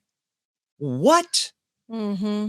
It's insane. You know what's also really interesting is in this interview, she says that none of her neighbors ever and they all are very alert. It's a community of elder people. They are not in Moscow. They're north of Moscow they're outside of city limits. Okay. They're out in the country. And she said all their neighbors know each other. They're pretty tight knit. They have cameras. Nobody ever saw somebody come or go. And that's unusual. That's very unusual. JLR at the end of the interview even takes you through the drive of how you would get to their house and where Buddy was found. And it's really good coverage, actually. He did a good job with that interview and showing you the layout and where everything was. So, kudos to him. Yeah.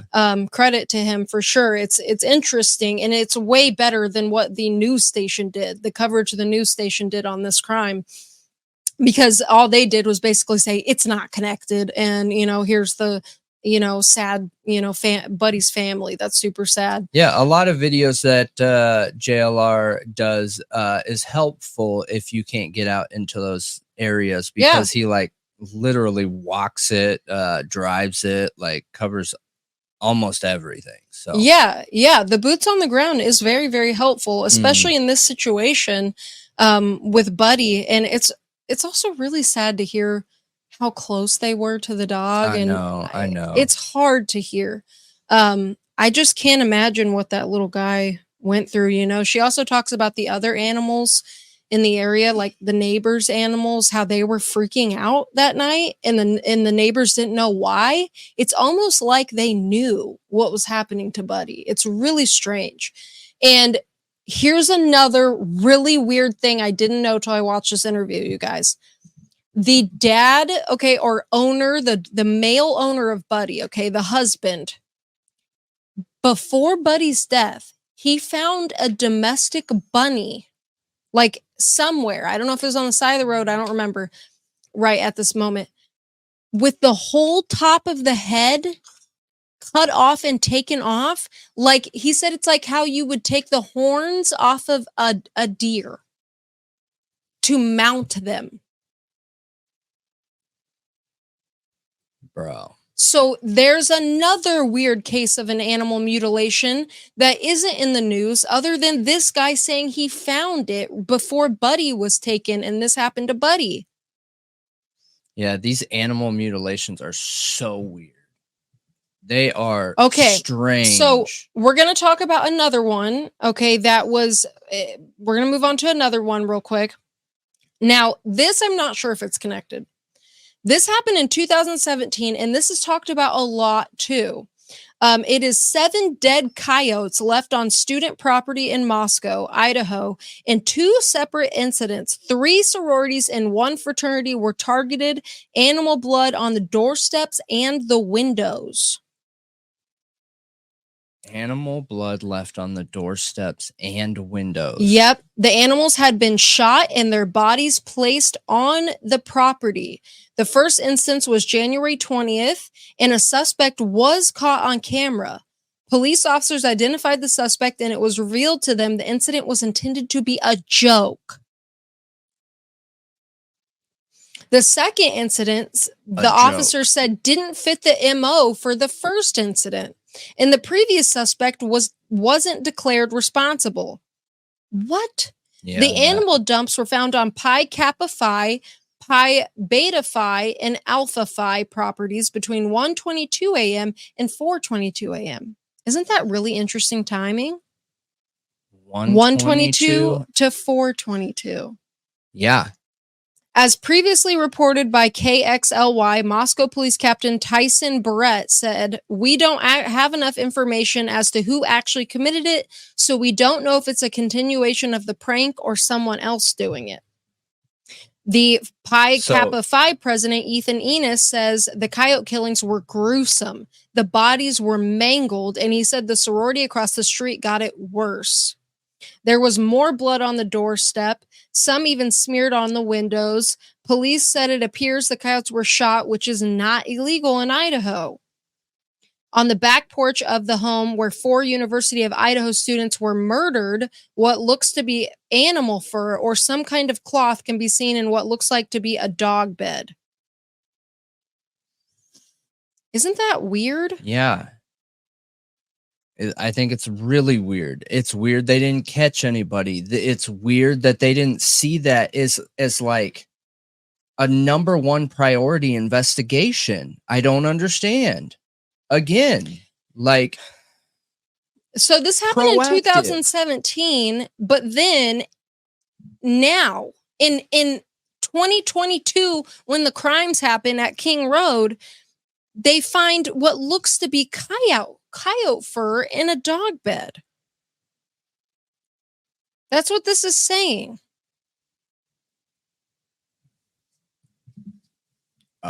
Weird. Isn't that weird? Yeah. Did anybody, I'll show you guys the picture. Did anyone ever notice the weird fur in the dog bed? It doesn't look like Murphy's.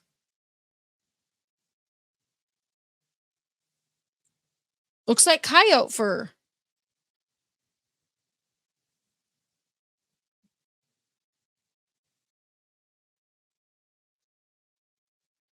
In that weird bag? I've asked about that bag before. I have asked about that bag before, but I had no idea about that fur. Who's reporting on that? Who made that connection? Idaho Mainstream? Tribune. Okay. Yeah. So at least local. Yep. It's really, really strange. I don't. Very, very. Was that a signature? You got me. It may be. Maybe that's an ode to like their crimes of the past, even though they weren't really crimes, I guess, because you can do whatever you want to a coyote. I mean, it was. You can't take an animal, which I guess could technically be like biohazard, and then place it all over someone's window and steps, and yeah.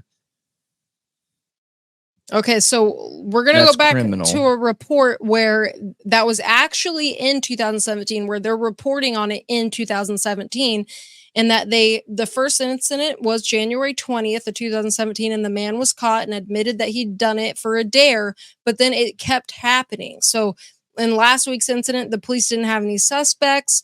It appeared someone threw the carcasses from a car from the alleyway behind the houses.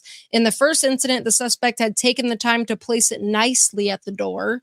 It was a misdemeanor to leave a carcass near a house, highway, or stream in the state of Idaho. If the person is caught, they would face a fine of up to $100. So somebody came forward and admitted to that? Yeah, and it said in that case, that suspect didn't get charged with anything because the sorority did not want to press any charges. They just wanted the mess cleaned up. Do you guys not think that's freaking weird in a university town that the cops would be okay with people doing things like this? And the university? Because to me, I take that as a threat. I agree. I don't take that as a funny dare. I take that as a threat. And weird psychoticness, okay? I don't want that in my vicinity. No, I agree. You killing, mutilating animals and putting blood all over my doorstep and my windows? That's a threat. I think it could be taken as that too. And just some evidence of that and why people should or would feel like that is that's what the mob has done, like the Chicago Italian mafia. That is what we've seen mafias from south of the border have done. You know, there's multiple down there. I mean, we've seen that all over the place. So yeah, I think that it very well could and or should be taken as aggression. Yep. So, you know something else weird? So this is East Idaho News, and this is in October 5th, 2022, in Richfield, Idaho. An investigation is underway in central Idaho after a cow was killed and mutilated. Now, this isn't in Moscow, but it said the owner claimed unmentionable things were done to it before it died. It was tortured, basically. Wow. It was so brutal that they don't want any of the public knowing about it. Like, they refused to put out the details. Where was that? This was in Richfield, Idaho, which is, it says central Idaho. I see right close to it, Bellevue, Twin Falls. I'm trying to see exactly where it's at, but I don't think the map is interactive. But here's another article. Mysterious Northwest cattle mutilations crop up again, this time with 7 dead in Central Oregon. I didn't know that like the Northwest had a ton of animal mutilations. Like, apparently it's a problem in this area of the country, specifically the Northwest. But anyway, I digress. I thought that was weird. The last thing I have to mention to you guys is this picture right here. It is a picture of a report. And you guys, I have to do a FOIA request on this. It was sent to me. I don't 100% know if it's real, but it appears to be that literally the night of the murders, because remember, it was parent weekend, a parent found a small animal brain on a dumpster behind the Sigma Chi frat house. I don't know how much this circulated the internet. It was sent to me. I don't know what to make of it. It's really alarming and disturbing, but kind of fits with the theme here. And it's really weird that it's around that time of the murders. It's really weird. It's at the Sigma Chi frat house. It's like, who is doing this? Yeah. Is this a fraternity thing of like a hazing thing? You have to murder an animal? Is there a frat in this area like Sigma Chi maybe that says if you're going to be a part of our fraternity, you have to murder an animal? You have to learn to skin an animal? No idea. I have no idea whatsoever. I think the whole thing is really strange. I think that again, this makes me look at the police from that area and think, what are you guys doing, man? It was reported to the police about this little brain. And what if it wasn't an animal brain? What if it was human brain and it was just a small piece? Like, did they test it? What did they do with it? I think those are really good questions. I don't know. What if he just thought it was a small animal brain because he couldn't even go there thinking it was a human brain, like seeing blood? Yeah, like a little chunk. And he's like, wow, that looks like a brain. Yeah, I have no idea. I just don't know. That's something that I wouldn't want to see, but I would need to see evidence of it to understand what someone is thinking. Because, you know, if I'm playing devil's advocate here, right? What are some things that could look like that? Like ground beef, you know? You think an adult man is going to mistake ground beef as an animal brain? I don't know, because of variables. How close was he? Did he walk up to it? Did he, you know, get inches away from it? Like, those things can impact that. So I don't know. I'm intentionally trying to play devil's advocate here so that I can think of some other possibilities of why that could, would, or should happen, you know? Yeah. But yeah, it's very strange. Agreed. It is strange that there's a connection to Sigma Chi there. It's strange that the police have no interest in being proactive there. It's strange that on multiple occasions in that area leading up to the crime, we see animal abuse. It's strange that almost every serial killer started with animals. Yeah, you know, I have a clip here from Dr. Phil, of all people. One of our viewers, Mikey, sent me some Dr. Phil clips about this crime because they had on experts, which was essentially just media people, to talk about the crime. And he brings up Buddy, the crime that happened with Buddy. Okay. And what he has to say is exactly how I feel about it. Yep. Exactly. Everything they just said there is so important. And this is right after Dr. Phil is talking about the dark triad. Okay. The personality factors that literally set a person up for evil, which is psychopathy, Machiavellian, and narcissism. Those 3 personality traits in a human being is like Ted Bundy, is like Jeffrey Dahmer. That's like literally the recipe for evil. That's when somebody is capable of these kinds of things, essentially. That's at least what a lot of psychologists have, theorized. Yeah, came up with. So, I mean, I feel the same way. I feel like I don't understand how the police wrote this off. As soon as the Idaho murders would have happened, I mean, honestly, it wouldn't even have taken the Idaho murders for me to investigate Buddy's death, because I immediately recognize that as a huge red flag.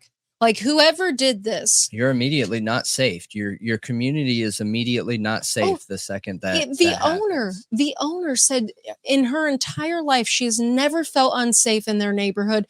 They sleep with the doors open. She said, especially in the summer, we sleep with the doors and the windows open. We've always felt safe. Nothing bad's ever happened. I'm not a worrier. I never worry. She said, now, as soon as my husband walks out the door, I lock the door. She's like, we don't keep anything open, and I'm worried. She said, and her life philosophy is not to worry, but she was terrified.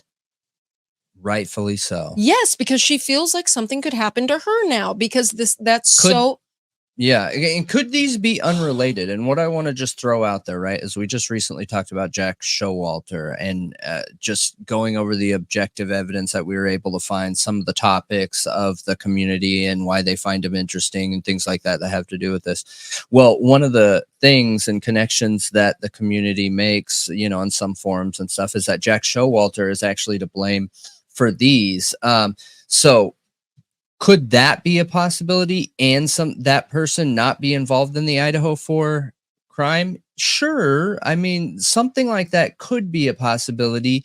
However, what makes it really interesting, these animal mutilations, and not interesting, terrifying, I guess, is that serial killers are such a small percentage, tiny micro fraction of a percent of the of humans, that there's not going to be multiple in a city. That's impossible. This is already unlikely. A small city on top of it. So like, it is so likely that they're connected. These two are connected, but the Jack Showalter stuff's interesting. I just hope the police did clear him, what they said they did, investigated him. Yeah, I agree. I have no idea. Jack Showalter could be a sweet kid, like or man. He could have nothing to do with any of this. There's some interesting theories around it, though. We just don't know who's responsible. And some people have saw things in him they thought he could be, because it would take somebody to know what they're doing to skin Buddy like that. That you can't just do that in your first try without practice, without learning how to do it. It's not that easy.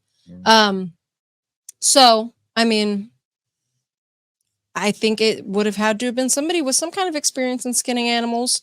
And he certainly does have experience in that. Yeah. So I don't know. I'm really throwing it out there to you guys with everything that we talked about here. Specifically in the Moscow area, like if the whole brain, if that report is truly authentic, which I'll get a FOIA request in and try to find out if that's truly authentic, and Buddy is authentic, like that happened, and the bunny happened, like that's 3 instances right before this crime. Yep. And you know what a lot of and then professionals the coyote say? fur in the bed at the King Roadhouse. What the heck is that? You know what a lot of professionals say too, and have made the connections, is the person that could do the crime at Idaho 4's massacre is a serialist in nature, not a mass murderer type person, because of the obsession that a serialist has. You know, they fantasize about this in their head. You know, get arousal, like getting aroused, fantasizing about this, whereas a mass murderer does not do that. Like there's distinct differences. And the type of person that could do the Idaho 4 crime is a serialist. Then you see these animals here and understand like how rare serialists are.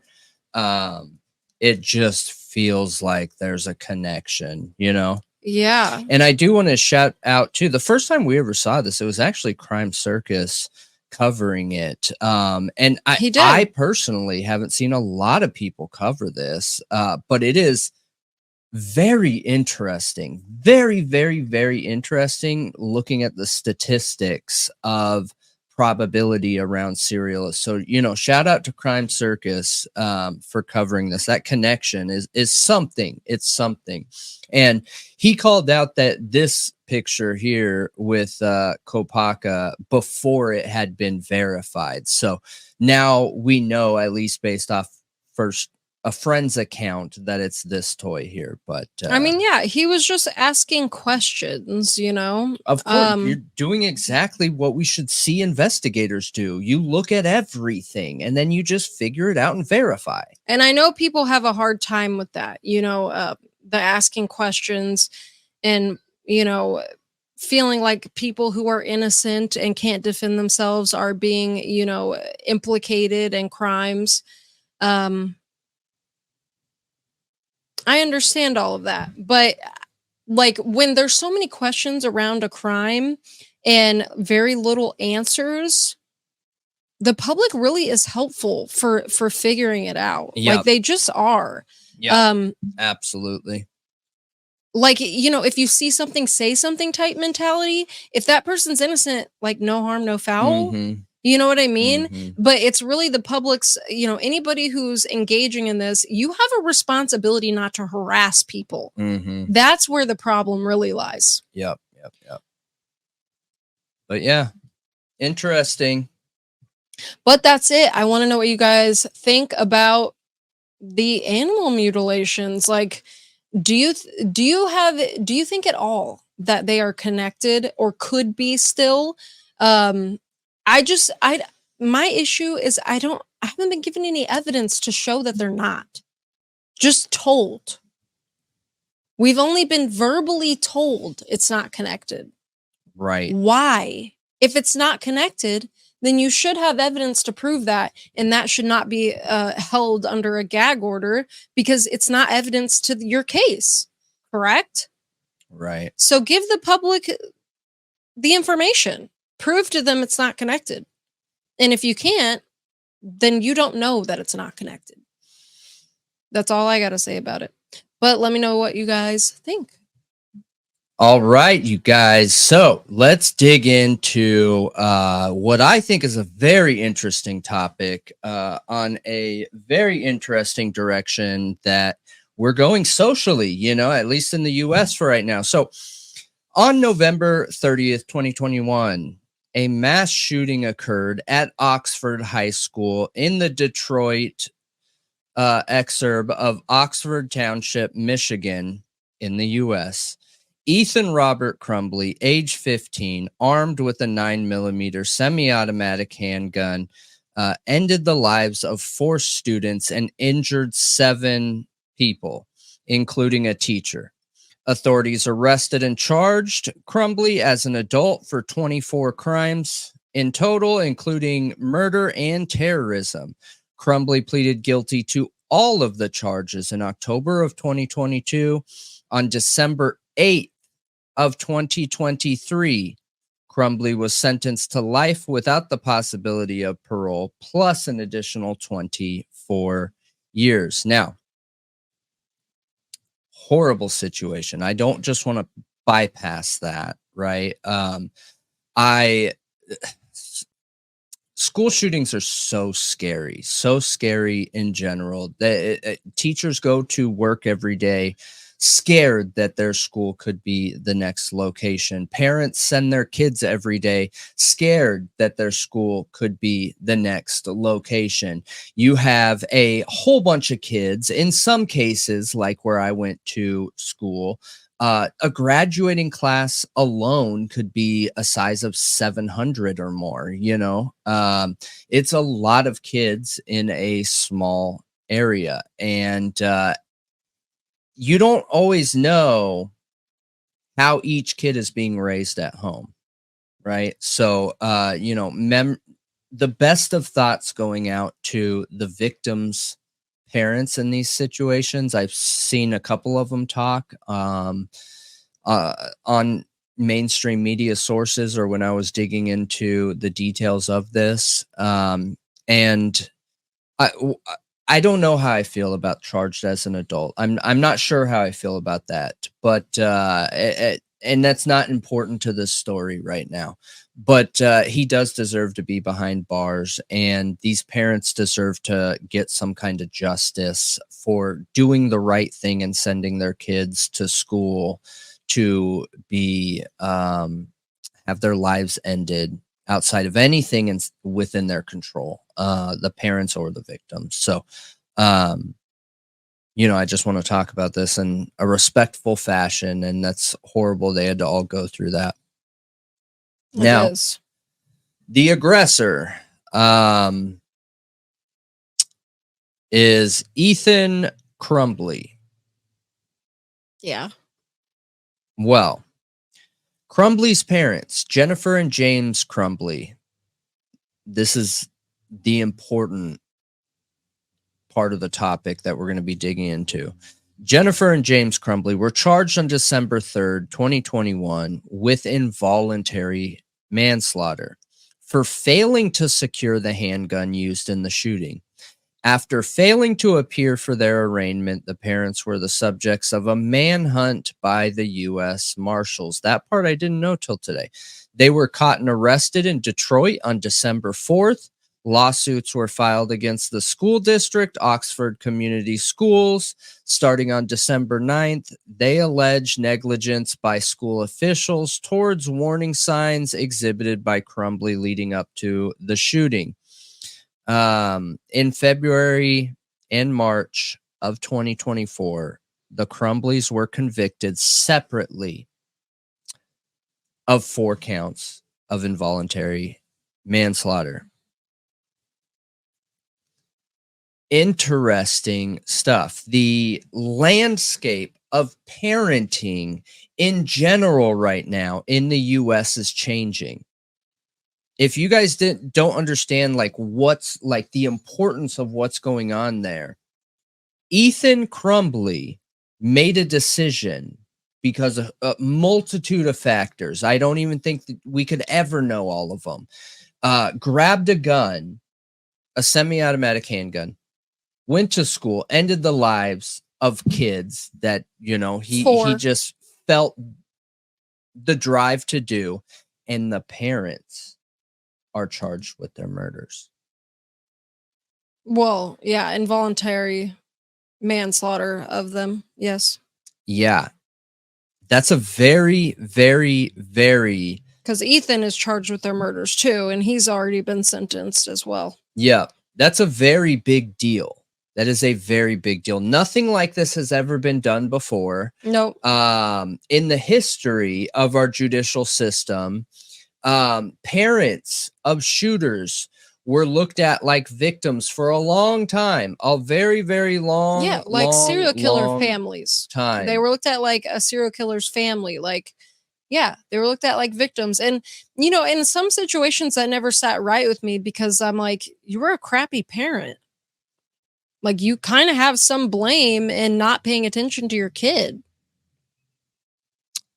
Yeah, I agree. But in this situation, I don't know. I mean, they did do things that did aid him in committing this crime.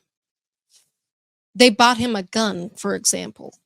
Like, that is helping him commit the crime. They bought him a gun.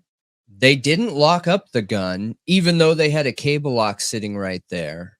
Yeah, they had the ability to lock it up, but chose not to. Correct. Gave him access to that gun. What's some of the other evidence? They took him to shooting ranges. Yeah, they took him to shooting, which that's a healthy thing to do. Yeah, but not when your teenager has severe mental health issues and has literally asked you for help. The shooting range is not important. That's actually teaching your kid the right thing to do and responsible thing to do. The important part is not having that gun locked up, is the constant cries for help from Ethan Crumbley, you guys. So if you watch mainstream media, I assume you know exactly what I'm talking about already. There are multiple notes, there was multiple pictures, there were statements made in his journal. Now, there's one piece of evidence I don't agree with. Reading the child's journal. I do not think a parent needs to read a child's journal. That's one thing I heard mainstream media talking about. And some experts had come on and were like, yeah, you need to know what your kid's doing. Yeah, you need to read their journal. I think if you're parenting right, it's never going to get to the point you need to read your kid's journal. That's just me personally. But I guess if you're parenting risky and you want to make sure this doesn't happen, I guess maybe. But I just think if you parent correctly, right, give your kid love, show them empathy, listen to them, let them know you care about them, and show that you care about them with your decisions, that I don't think you would get into a position like this, personally. Yeah, I don't agree with reading their journal either, but I do think you reserve that right as a parent to read the journal if something alarming is going on and you need to know what's going on. True. Then I think you reserve that right in an emergency, in like a situation where you're feeling like something's really wrong. You know what I mean? Yeah, I think absolutely you do. Yeah. So that, I mean, it really depends on the situation. But I think it was pretty apparent that Ethan was having a lot of issues and his parents repeatedly ignored it, seemingly almost intentionally. It's really weird. It seemed like he did talk more with his mom, but she didn't try to help. Yeah, one thing her statement, she got up and literally blamed everybody but herself. Everybody. When, you know, I think if she would have stepped up and been like, let me tell you the areas because you got to remember, she's the one on trial, not whoever she was blaming right then. Okay. But if she would have went up and had some accountability and let them know how she was feeling and letting them know, like, I feel awful. I'm in this position. Maybe there were things I could have done. Maybe I did this wrong and I didn't have the foresight. I don't think she would have been charged. I don't think she would have been found guilty. Oh, I don't know about that. Her statement made her look really bad. You know, one thing I also didn't agree with was in the trial bringing up her cheating. But, you know, the defense actually ended up agreeing to allow that in, which was really weird because the judge wasn't going to allow it in. I thought that was really odd that the defense would agree to that. Because that's like a character assassinating yourself in court. Like, what a dumb thing to do. Yeah. Yeah, I agree. That is weird. Because then the prosecution gets to be like, see, she don't care about her kid. She's too worried about cheating. Right. With her lover.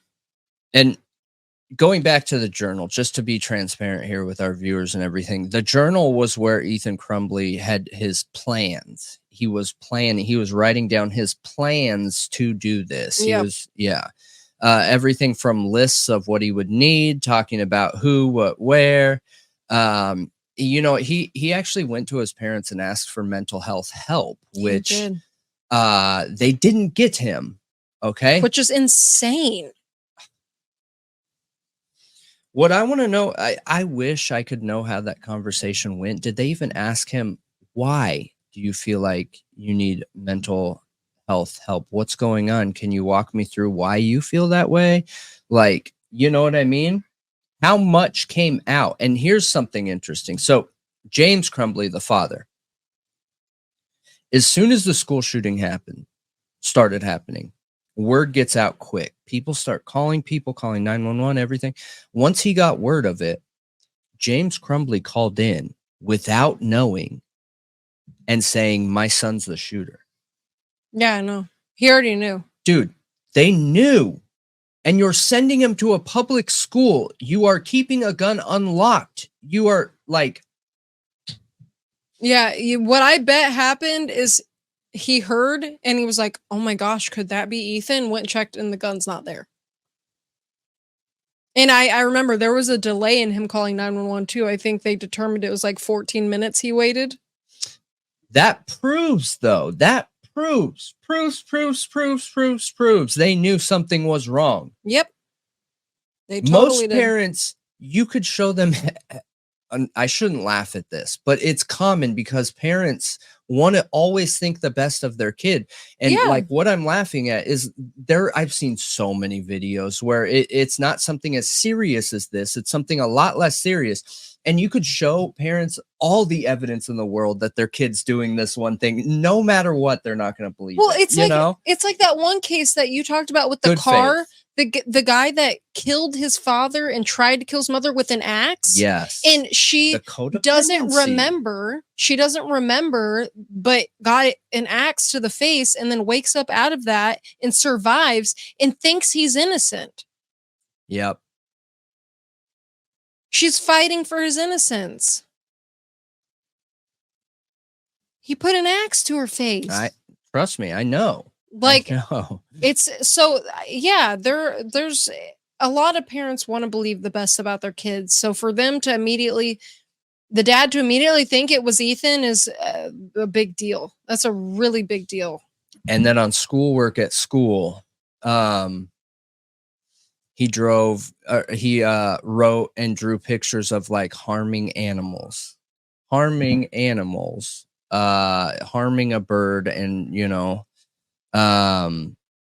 but in a very gruesome, strange way, not like a hunter respectfully type way. How do you draw in a hunter respectfully type way harming a bird? I mean, I just thinking like a landscape or something, and maybe you're an artist and a hunter. I don't know, but like the picture is very apparent that there is some kind of mental instability going on there, and the harming of the bird being drawn was done like in infatuation of the situation, getting something from it. It's strange. And the school saw this, and the school didn't do enough. So, the next step for these victims' families is to sue the school. But it's interesting. I want to know what everyone feels about the parents being charged with this. Is this something that you guys agree with? Is this something in this situation? I agree with it. But I think where the big question is this going to become standard? Is this setting a precedent to where parents are going to be looked at every time a school shooting happens now? Now, we do have the situation also where it's not just kids shooting up schools. It's like adults that have nothing to do with the school running into schools, hurting kids. I hope the parents are looked into. The kids, I mean, yeah, the parents, when it's a kid committing a school shooting, I absolutely believe the parents should be looked into every single time, but that you can't just willy-nilly throw charges around because it's like that's their kid and their kid did that. We charged them, just because they were a little bit absent. Like it has to be significant. These aren't minor issues that we're looking at here, you guys. This is a very special situation. This is a very special situation. And again, that's why one thing I do agree with is when lives are lost, investigators should dig into the history, right? And if you see one crack, then it makes sense to look for more cracks. So, like, is it possible for school shooters to happen and the at-home life be perfect? I don't know, maybe with some kind of mental illness or something like that. I'm not really sure, but I do still think investigators should be allowed to look. I understand the concern too, playing devil's advocate here. Is it going to become standard now where, prosecutors are going to be expected to charge the aggressors' families, the suspects' parents, because I don't think that's true either if wrongdoing wasn't done. Yeah, like, So, are parents on the hook now? Like, how is this going? How are we going to use this new case law essentially right. in the future? Like, what are we going to Right. do with it? We got to use it responsibly. I know some people were like worrying. I saw comments and stuff throughout the trial. Like, is this going to make it so prosecutors go back to other school shooting incidents in the past and charge those parents? I don't think that's going to happen. I think this is going to be a future thing. Like, Yeah. where, you know what I mean? That's Yeah. too much. It's too much, but Yeah. in the future, for sure. And I think that any kid that's willing to do that has clearly went through something, and they're doing it for a reason. I don't think that somebody just wakes up one day for no reason at all and wants to do something like that. Right. There's a reason. Yeah. Would getting a therapist have helped and stopped this? Would being seen by a psychologist helped and stopped this? Would the parents caring and looking into Ethan Crumbley's life helped and stopped this? Would locking the gun trigger up with the that trigger lock that goes in there that only takes 20 seconds to install prevented or stopped this? These are very big things and questions where the parents chose the wrong way every time. Yes, they did. And is this something that will help reduce the school shootings? I wonder that too. Like, is it actually going to help reduce? My bet is no. I don't hope think it this does. will. I do not think so. I hope it does because of this situation. So he knew it was him. Mm-hmm. He knew it was him. The second he heard there was a school shooter, he knew it was him. I would even bet before he checked to see if the gun was there, because he knew he was doing something wrong as a parent, in my opinion.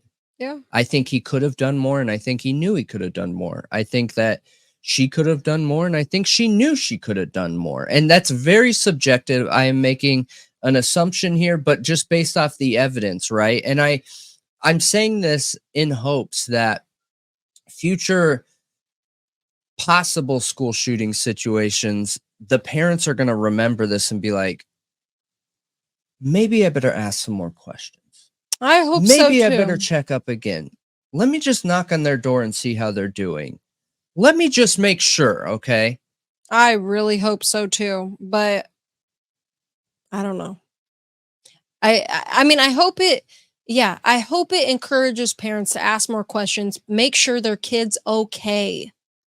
Get them help if they need it. Yeah. Like, just pay attention.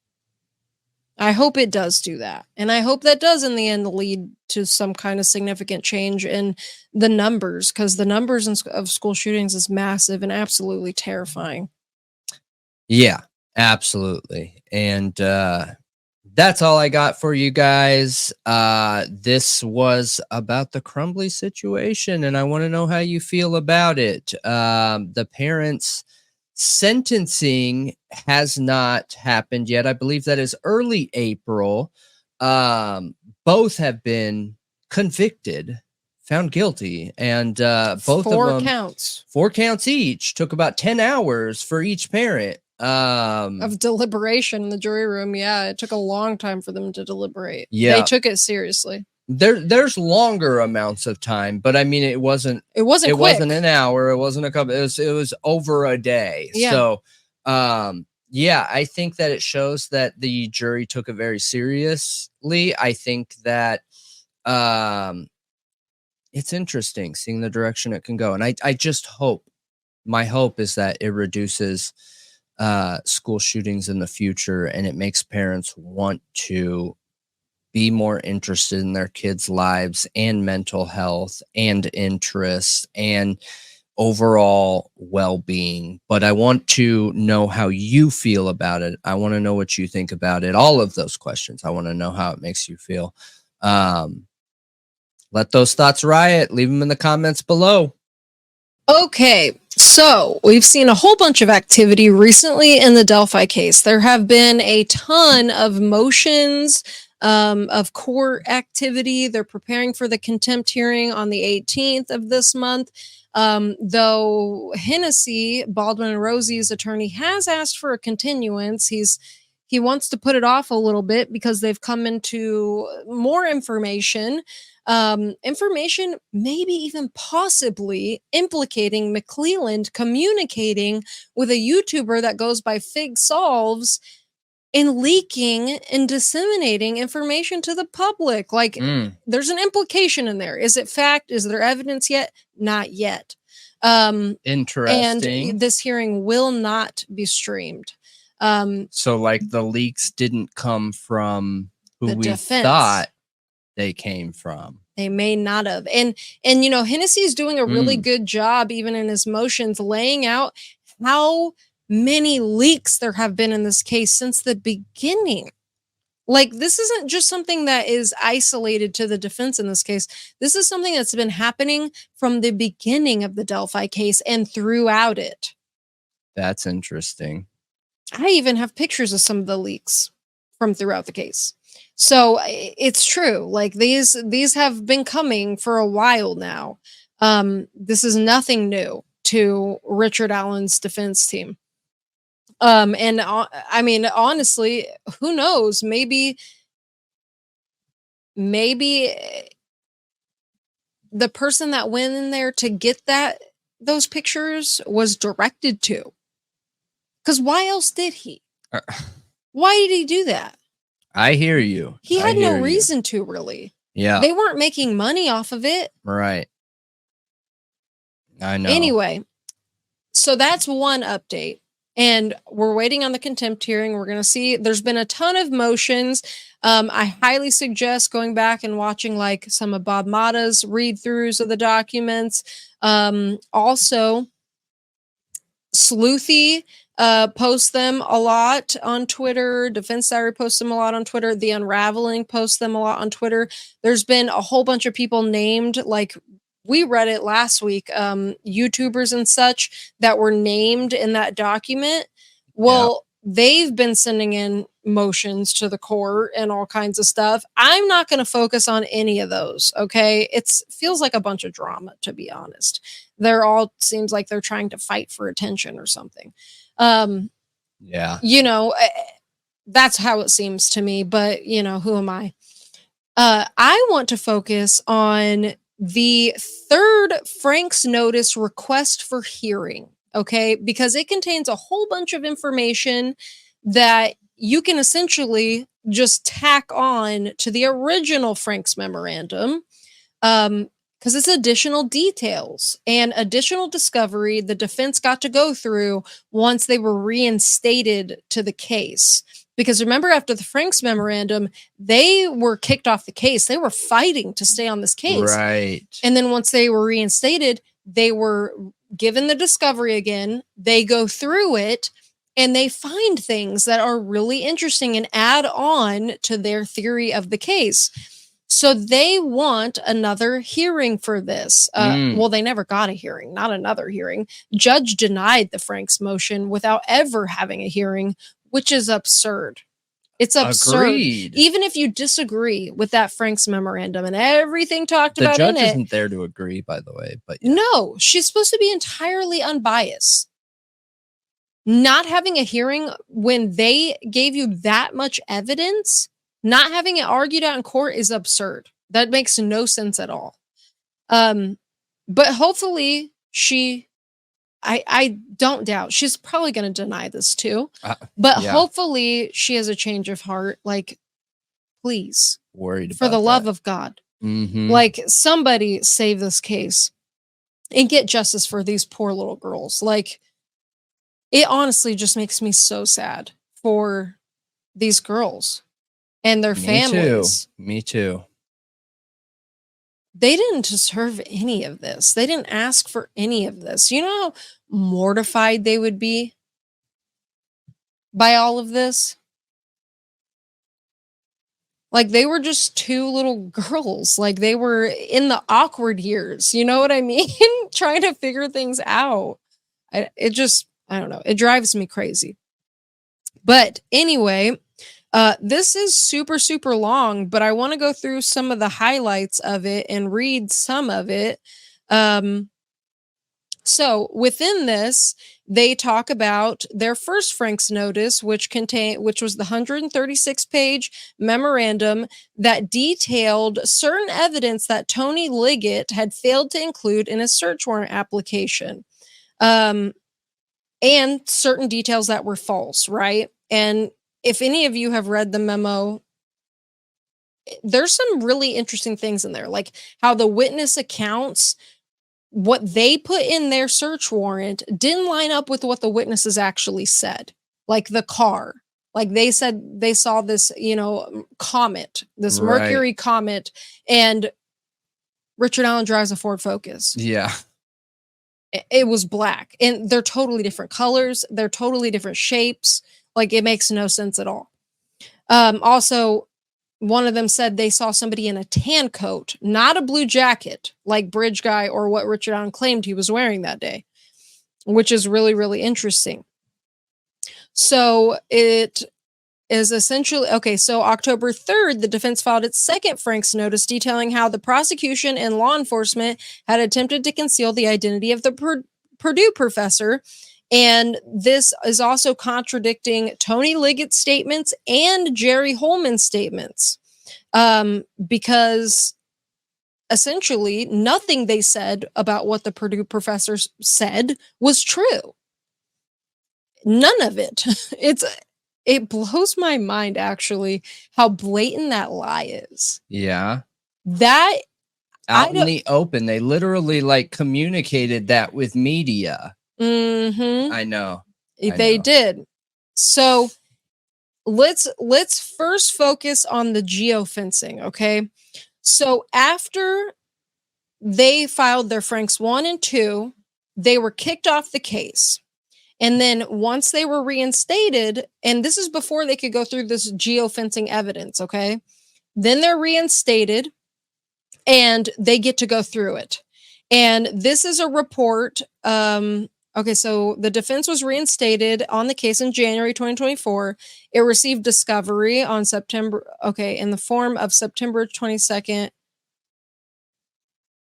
A report, it's just talking about a report, authored by Holman, Sergeant Holman. And in this, it memorializes an interview with the Purdue professor, Jeffrey Turco. That's not what I wanted to focus on. I'm reading the report. Okay, sorry. So the geofencing. So specifically, the defense received certain geofencing evidence that at least 3 people were in and around the crime scene at the time while the murders were taking place, according to law enforcement timelines, and none of the owners of the phones have any connection to Richard Allen. So basically, it gives 3 scenarios of how these people are involved, okay? These people were either walking with their phones and witnessed the murders. They were either walking with their phones and observed nothing and didn't see anything, or they were participants in the murders. And that's obviously the only 3 things. So somebody thought this geofencing evidence was so important that they created a map and plotted the movements of these people, including movements that showed at least one of these people was within 60 to 100 yards of the crime scene at the time while the murders would have been committed, according to law enforcement timelines. The phones, once again, had no connection to Richard Allen. The map shows the other 2 phones and the people carrying those phones were in and around the crime scene between 12:39 p.m. and 5:49 p.m. on February 13th, 2017, which is the day of the murders. The defense had sought out, but has not been provided any documents or reports that contradict or refute any of the geofencing evidence, but have not found evidence, nor has the prosecutor provided any when defense requested reports on the said geofencing. When Tony Liggett drafted his affidavit for the search warrant of Richard Allen's home, he concealed the fact that these 3 phones, the people using these phones, were moving in and around the crime scene at the times when the murders would have been taking place, and that Richard Allen was not connected. Tony Liggett would have notified Judge Diener that certain people who are not named Richard Allen or connected to him were moving in and around the crime scene at the time Liggett claims the murders were being committed. Or he should have done that. It is reasonable to conclude that essentially Richard Allen wouldn't have been connected if they wouldn't have had probable cause if he was honest about this, that this is exculpatory to Richard Allen. Yeah. And honestly, with all the other things included, I think that's possible. It's possible. So anyway, what I saw a bunch of people asking about geofencing, but I've also seen a bunch of people talk about geofencing like it is this state-of-the-art thing that is like such a big deal that in the Idaho 4 case, this is what's going to get Bryan Kohberger. That in, the Richard Allen case, that this is such a big deal. It is a bit of a red herring. But I think that this is incredibly important to the Richard Allen case. I do think it's really important. Idaho 4 case, I'm not sure yet. I'm really not sure. We did a video on fog data science a while back, okay? It's super similar to geofencing, actually. Yeah. It's super, super, super similar. And geofencing can be used in tandem with fog data science. They can work together. Mm-hmm. So what is geofencing, and what is it specifically when we're talking about law enforcement? Because I think we need to separate these 2 facts a little bit, okay?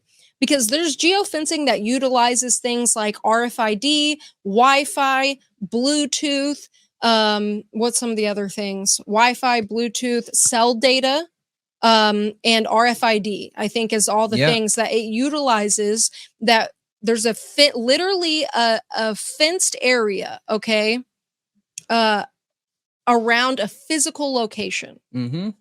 And if you go within this area, then your phone gets tagged as being in that area. Like, say, okay, here's a good example of it. In New York, there was a Gap ad at bus stops, and they geofenced just the bus stop that these Gap ads were at. And if on your phone you had this specific game, I don't remember, was it like Words with Friends? I don't remember. It was a specific game that was a partner of Gap. When you went into that bus stop area, that was the geofence location, okay, the virtual fence around a physical area, with that, and you had the app on your phone that gave it permissions, you would get a special coupon and ad that would pop up on your phone. Right. Yeah, I think that's a good description. So that is really helpful if cops go back and look and they request certain applications and all of that. It can help them find somebody. Only thing. Okay. But hold on. I know you're a tech expert and I want you to give your input here. But when we're talking about an area that's in the woods, like we're talking about with the Abby and Libby case, okay? And there are no businesses or geofenced areas, unless there is a geofence area, which would be really strange and highly unlikely. There's not. There's not. So when we're talking about that, when they're talking about geofencing, they're specifically talking about a geofence warrant, which is different than the geofencing that you are seeing that is pre-set up in towns around commercial businesses. Yeah. It's different. Geofencing doesn't have to be tied to commercial businesses. Anybody can do it anywhere. It is actually used on security apps for parents. So basically another example would be, let's say you have kids, okay, and you got your kids' phones and you're worried about them and their safety. and you want to make sure they aren't sneaking out at night. So you create a geofence around your house. And as soon as they go outside of that house or GPS area, that fence, okay, they won't know they went outside, but it will alert your phone and be like, have it set up to alarm if one goes outside that. And that's another geofence example too. Anyone can make them anywhere. But when it comes to the best way to think of it, when it comes from an investigation, is they're just saying a geofence, meaning they're taking these GPS coordinates, essentially creating a box or maybe a circle or a rectangle or whatever size square yards, square feet, square miles that they need inside that. And they're telling you what devices are within this area between these specific times. So technically what they are doing is like cell phone triangulation or GPS geo blending or and anything having to do with that's putting them at a specified location. It really threw me off when someone told me like they're talking about geofencing when this isn't really what geofencing is, but like I understand the concept and where they're coming from. Essentially, they're saying we created a chart based off all the data dump in this area from all the cell phone triangulation and geo-blended GPS locations and can tell you which devices were in this area we cordoned off between these times. Yeah, so there is some important explanations within this. Okay, all of that is correct, but I think that people are misconstruing what geofencing is. For one, people are acting like it's this high-tech tool that can be used. Like it is high-tech, I guess, but it's still all the same things we know of, like cell phone tower data, background application data, GPS, all the things we've been talking about is what's used in geofencing warrants. It's not geofencing in the way you think of like a business in all situations. That's not really what we're talking about when it comes to the warrants. So I got this document from the National Association of Criminal Defense Lawyers, and this says Geofence Warrant Primer. Geofence warrants are a type of reverse warrant where the government seeks to know who was within a geofence, in quotes, and they define it. A defined physical area during a specific period of time. That's what a geofence is, according to them in the law with these warrants. These are a type of reverse warrant used to identify suspects when none are known without the data gathered by the warrant. The government utilizes geofence warrants to compel companies such as Google to produce information about devices interacting with their technology within a particular geographic region. Geofence warrants are at an unprecedented increase in the government's ability to locate individuals without substantial investigation or investment of resources. Through geofence warrants, the government can obtain what Google refers to as location history data. Location history data keeps records about where a user's device is at any given time through a variety of data, including GPS, Bluetooth beacons, cell phone location information from cell towers, internet protocol address information, the signal strength of nearby Wi-Fi networks. For a more in-depth okay. So essentially, it's a very general warrant, okay? And what the probable cause for this warrant would be is a crime happened here. And what they would do is they would block off this geolocation, these set of coordinates around a physical location, and they would take that and put it in their warrant and say, we have probable cause because there's a crime that occurred here that we need you to tell us the IDs of every phone that was utilizing, these cell towers or utilizing this application within this time period in this location. That's all it is. Yeah. And you know how long geofencing has been around? A very long time. Yeah. A very long time. Since 1995 is when it was patented, but 1990. Yeah. So essentially, say a crime happens, and this is similar to the argument I had with fog data science of why it can become an issue, is even though Google is not saying, okay, here's these 5 phones that were around the Delphi crime scene. And it's this person's name, it's this person's name, it's this person's name. They're not giving names.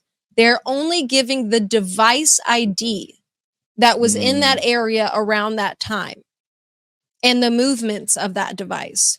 So therefore, that's how they're saying it's legal, is because we're not giving them names. We're just giving them the device ID and that they were there around that time. Yeah. Well, in some cases, the government hasn't stuck to that. And there's a lot of rights arguments against this, like that it's not okay. They're getting this information that really that's your information. It shouldn't be able to just be gotten when you are not the suspect in the crime. Like there's a lot of arguments here against it. And I understand the arguments against it. But it isn't something like I don't know. I feel like it's just been made to be something it's not by a lot of different creators and people. It's really a very simple thing. And it's everything we've been talking about. The triangulation, all the things, the ways they can track a phone. It's just within a certain time and location. Yeah. And it's broad. It's not for a specific person, which does present some issues. It can. With Fourth Amendment rights. It can. Look, I mean, it's how I look at it in this situation. Lives were lost, okay? We have certain civic duties. We don't live in an anarchy, all right? We are held accountable to be here for our peers in general. So if your number is up and you just so happen to be in the geofence location of a homicide, you should be ruled out. There shouldn't be any rights of search and seizure. They should be able to come talk to you and say, hey, what were you doing in this area? I don't see a problem with that. Like, I don't know. I don't see a problem with it. Well, some people take have. issue with it because of protests, because of things like that they can harass people after that. Right. That is a problem. That's just harassment. Yeah, that should be illegal. But yeah, essentially this outlines the 3 steps how they will, get the numerical identifiers and timestamp location coordinates for every device that passed through that area in a window of time. The information most often comes from Google. Like Google is like the number one company that gives out this information when it's Google's requested. Our homie. Yeah, not really.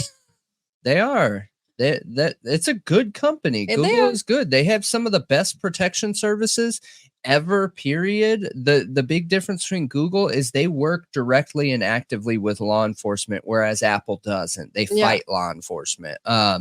Now, is one better than the other? I mean, I just want my information protected. I think that's the most important part. But if I just so happen to be in an area during a homicide, like I said, my number's up and my civic duty is there. So like, I see what you're saying. Maybe if I was a criminal, I would be complaining, but I'm not. So no matter what I'm doing, I'm not going to be criminally intense. So I agree with this geofence warrants more than I do fog data science, because fog data science, you don't need a warrant. Yeah. And it's random. And they can just search any geofence location without a warrant. That's all I'm asking for. That's what I'm saying. A fog data science search, they can search a geofence area essentially, but without a warrant. That's what makes it scary. Yeah. They can track people without a warrant. That's what makes it scary, even if it's anonymous.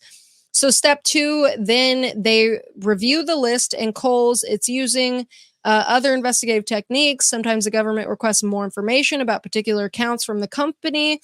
They may be in private letter to the company for more location history or longer periods of time with no geographical limitations. Step 3, they further narrow down the list and request identifying information such as username, birthdays, other identifying information, for the company for the cold list of users through the initial warrant or an additional warrant or court order or subpoena. So that's really it. That's the 3 steps, is them getting all of that and narrowing it down more and more and more, and possibly more warrants to get more information. I'm really curious if in this Delphi situation, if they did narrow it down any more than that, if they just tracked these people and then never did anything with it. Interesting. Because they're saying it's none of that information associated with Richard Allen. And Richard Allen said he was checking his stocks on the bridge that day, that he did have his phone, which is interesting. It is interesting. I agree with you. So moving on from that, I want to get to the Professor Turco thing. So Sergeant Holman did an interview on September 22nd, 2023 with Jeffrey Turco, which is interesting. That was last year. Yeah. So additionally, Sergeant Holman's September 22nd, 2023 memorialization of his interview with Jeffrey Turco once again reveals that Holman attempted to deceive the reader of said report by leaving out key information. Ugh. Right. Yeah. Well, so he did have an interview with him earlier than that, didn't he? Because it's only mentioning 2023, which is weird to me. Okay. Well, anyway, yeah, it's only mentioning 2023. So deceive the reader by reporting leaving out. Okay, so he left out key information and words uttered from the mouth of Turco concerning the likelihood that the sticks left behind were in fact runes, making Odinism's involvement in the murders more likely and worth investigating. Holman also failed to recite the full words of Turco concerning the plausibility that those who left the runes behind were involved in some type of human sacrifice. Holman wrote in a report in which he failed to mention the word rune or any derivation. What? I can't say that word. So any version, okay, of that word when memorializing the words of Turco. Runes were a big part of Turco's interview. That's what's crazy to me, is Professor Turco was straight up focusing on the fact that he thought there were runes. And Holman said he never even mentioned runes. Insane. Yet Holman chose to exclude the word rune or any. Why can I not say this word?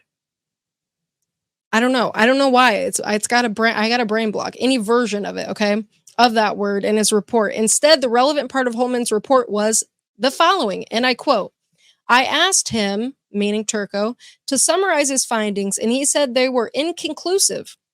In his opinion, he thought the sticks were placed deliberately, but was unsure what they meant. He said that he provide, and it says sick, I'm assuming they struck that, some educational guesses in his report. I asked him if the Odin religion practiced ritualistic human sacrifices, and he said no. He stated that no evidence or research indicates that religion practicing human sacrifices. He told me that if someone Google searched it, they may see the Vikings were accused of human sacrifices, but he said that there's no proof of it. I asked him if he ever heard of ritualistic human sacrifices around here, and he said no. He told me not even in Norway would this type of religion, where this type of religion is more prevalent, has he heard of any ritualistic human sacrifices. That is not true. What Holman did failed to write in his report were Turco's words that more strongly detailed how Odinism was likely involved in the murders due to the likelihood the sticks were formed in runic script and how it is very plausible that human sacrifice would be a component of said murders. He swore under oath in his August 10th, 2023 deposition that the sticks found at the crime scene did not represent Odinism or any type of cult worshipping or any type of group that would conduct the crime. What? It was Holman's. Okay, so it was in Holman's interest to hide the actual words of Professor Turco concerning the likelihood the sticks were formed as runes. So essentially, because he swore under oath, he now needs to keep up that lie. It's in his own best interest to hide what Professor Turco actually said. And he's knowingly doing that by forgetting who he is. They tried to literally hide the man's name, remember? Yeah. Yep, they did.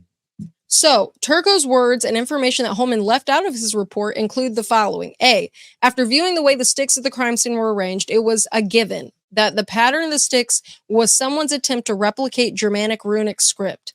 B, one of Turco's colleagues, a Harvard professor with even more expertise, agreed. C, Hodenism is an extreme neo-pagan and neo-heathenism ideology that has right-wing racist connotations. Brad Holder and Patrick Westphal were known to be involved in the extreme racist groups. D, although he could not necessarily interpret the intended meaning of these sticks formed into runes, the stick configurations were pretty clearly runic, in that he could certainly imagine that this was somebody's idea that when you do human sacrifices, you carve runes. There are some poetic sources that would sort of support the idea that somebody might have come across that scenario. Seems entirely plausible to me. And this is time stamped in his taped statement at 15 minutes through 15 minutes and 50 seconds. C, Dr. Turco discussed how runes were thought to have magical significance and would be used in incantations and rituals, that there is a sacrificial connotation and mythological poetry. According to police reports, Brad Holder told Amber Holder that he and Patrick Westphal had a falling out over something that happened in the woods near a river during a ritual. In other words, here's what Holman did not write in his report.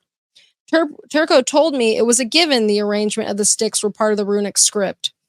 Those who practice Odinism and those who practice Odinism are sometimes aligned with racist extremist groups. That's some kind of typo.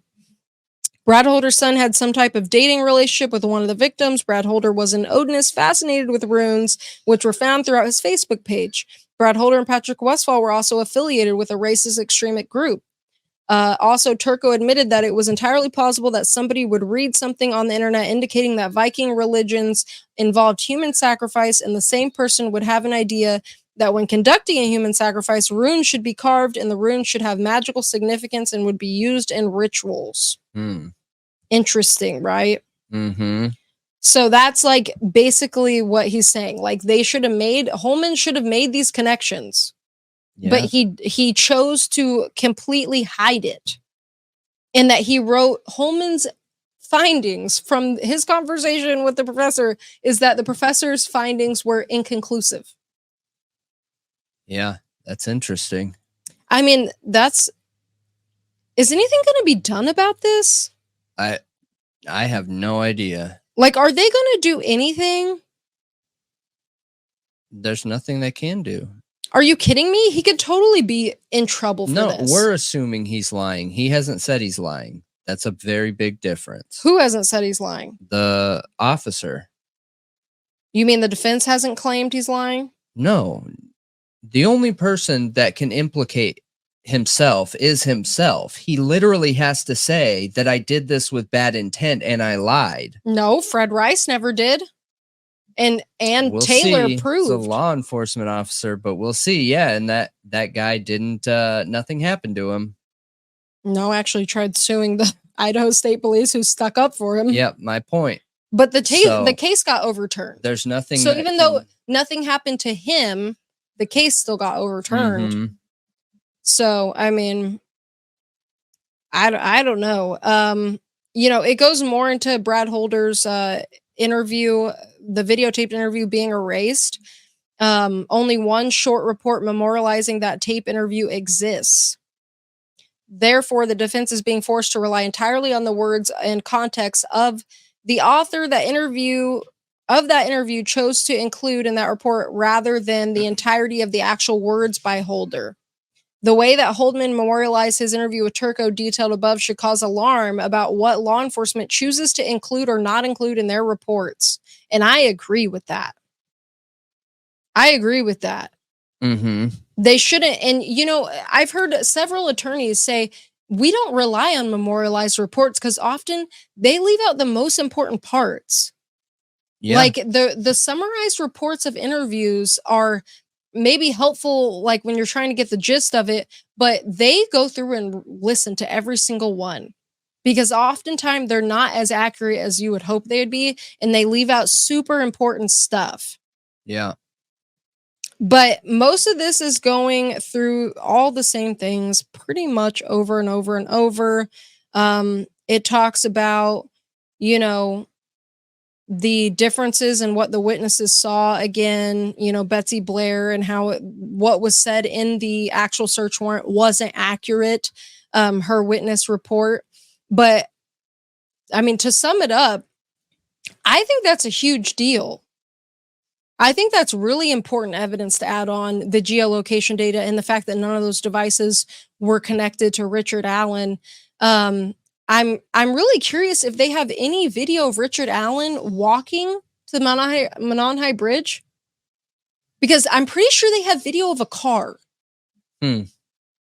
I'm curious if there's anything proving he had his phone on him that day. Like if the defense can go back and track Richard Allen's phone that day. Yeah, they should be able to. They should. And if it's not within that geolocation or geofenced area of the crime scene, I don't see a way how he could do it. And it was moving the whole time, like he was walking the whole time. I don't know. We'll see how it turns out. But I felt like it was important to go over and talk about, since we got questions about it. And I feel like there's confusions around geolocation, or, oh my gosh, I keep calling it geolocation, geofencing. And yeah, that Professor Turco thing, it drives me nuts. It drives me nuts that they would straight up lie like that. Yeah. Drives me insane. Something is seriously wrong with this case. But let me know what you think about it. All right, you guys, we are digging back into Brent Kopacka, okay? And, you know, we got some expected messages with issues talking about this topic with our last video, but here's the thing. The community's interested in it. Yep. So we're going to talk about it. And we're just going to do it in a respectful fashion. And I do feel like we did that on the last video. I feel like we've talked highly and respectfully of military, the issues he was going through, and any potential connections with the Idaho 4 case and Brent Kopacka case. So again, like we said, the first video, you know, he had a lot going on. He was a soldier who gave his life to his country, to the U.S.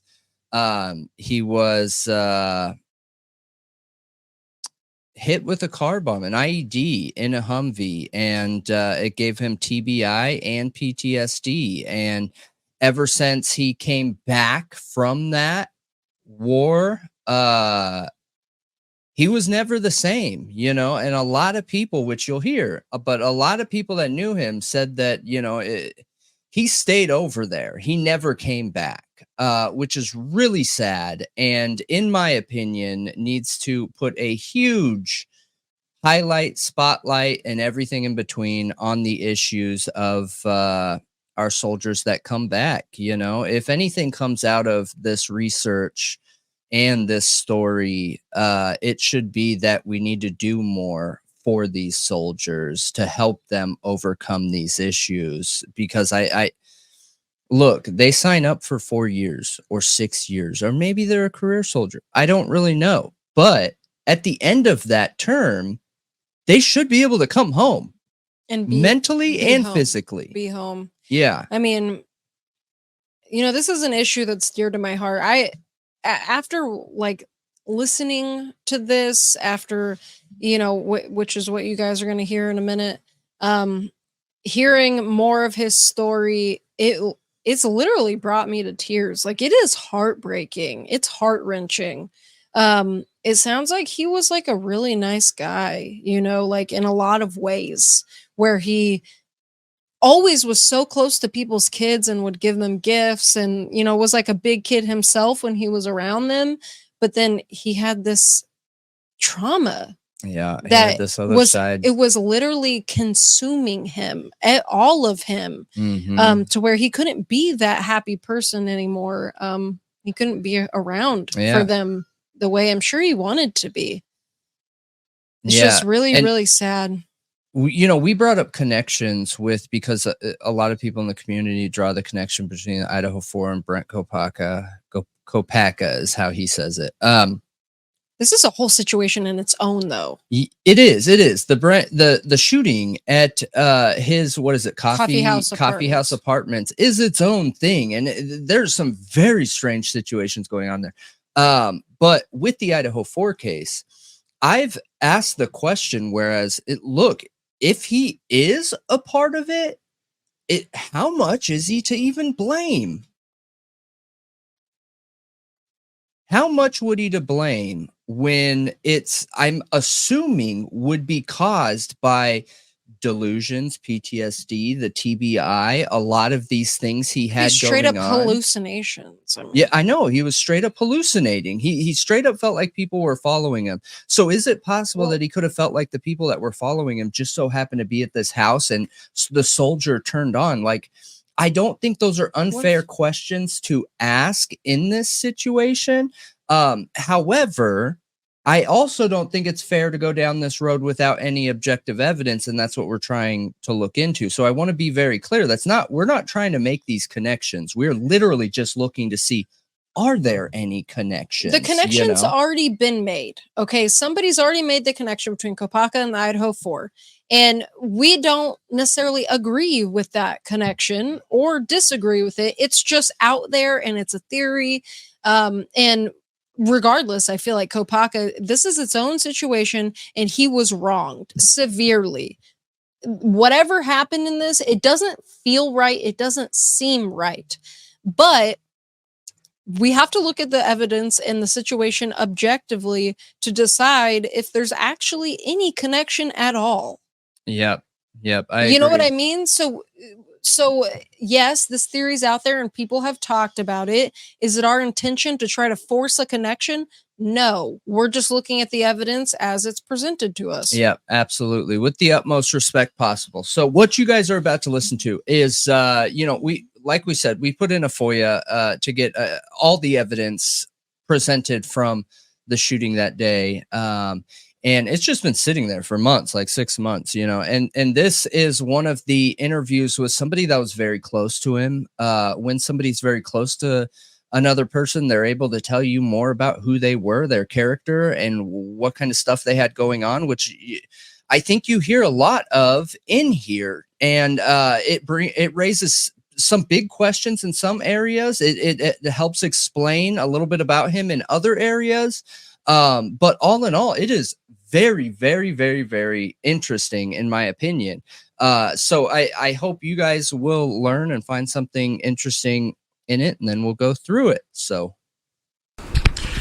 today's date is December 20th, 2022. The time now is 12:05 p.m. This is in reference to case number 22-021085, an officer-involved shooting which occurred on November 15th, 2022 in the city of Pullman.